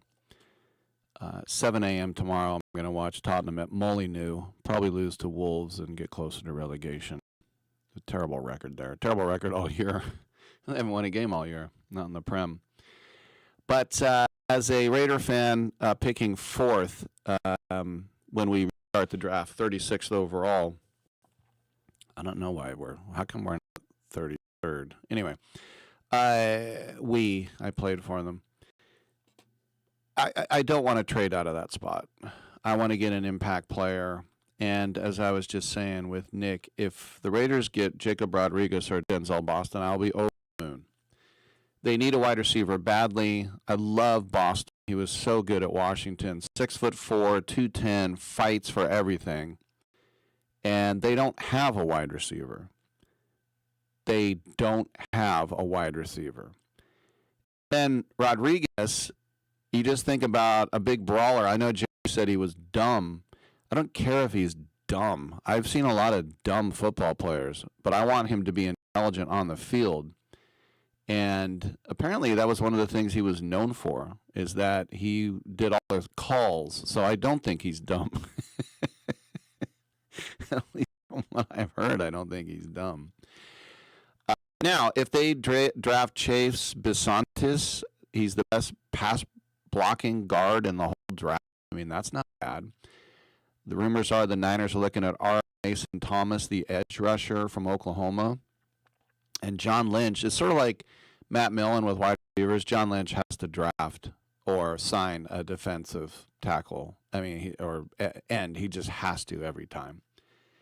But, some other these we were talking about, Jermod McCoy, whoever waits on him will probably be happy. Emmanuel McNeil Warren could come in and start at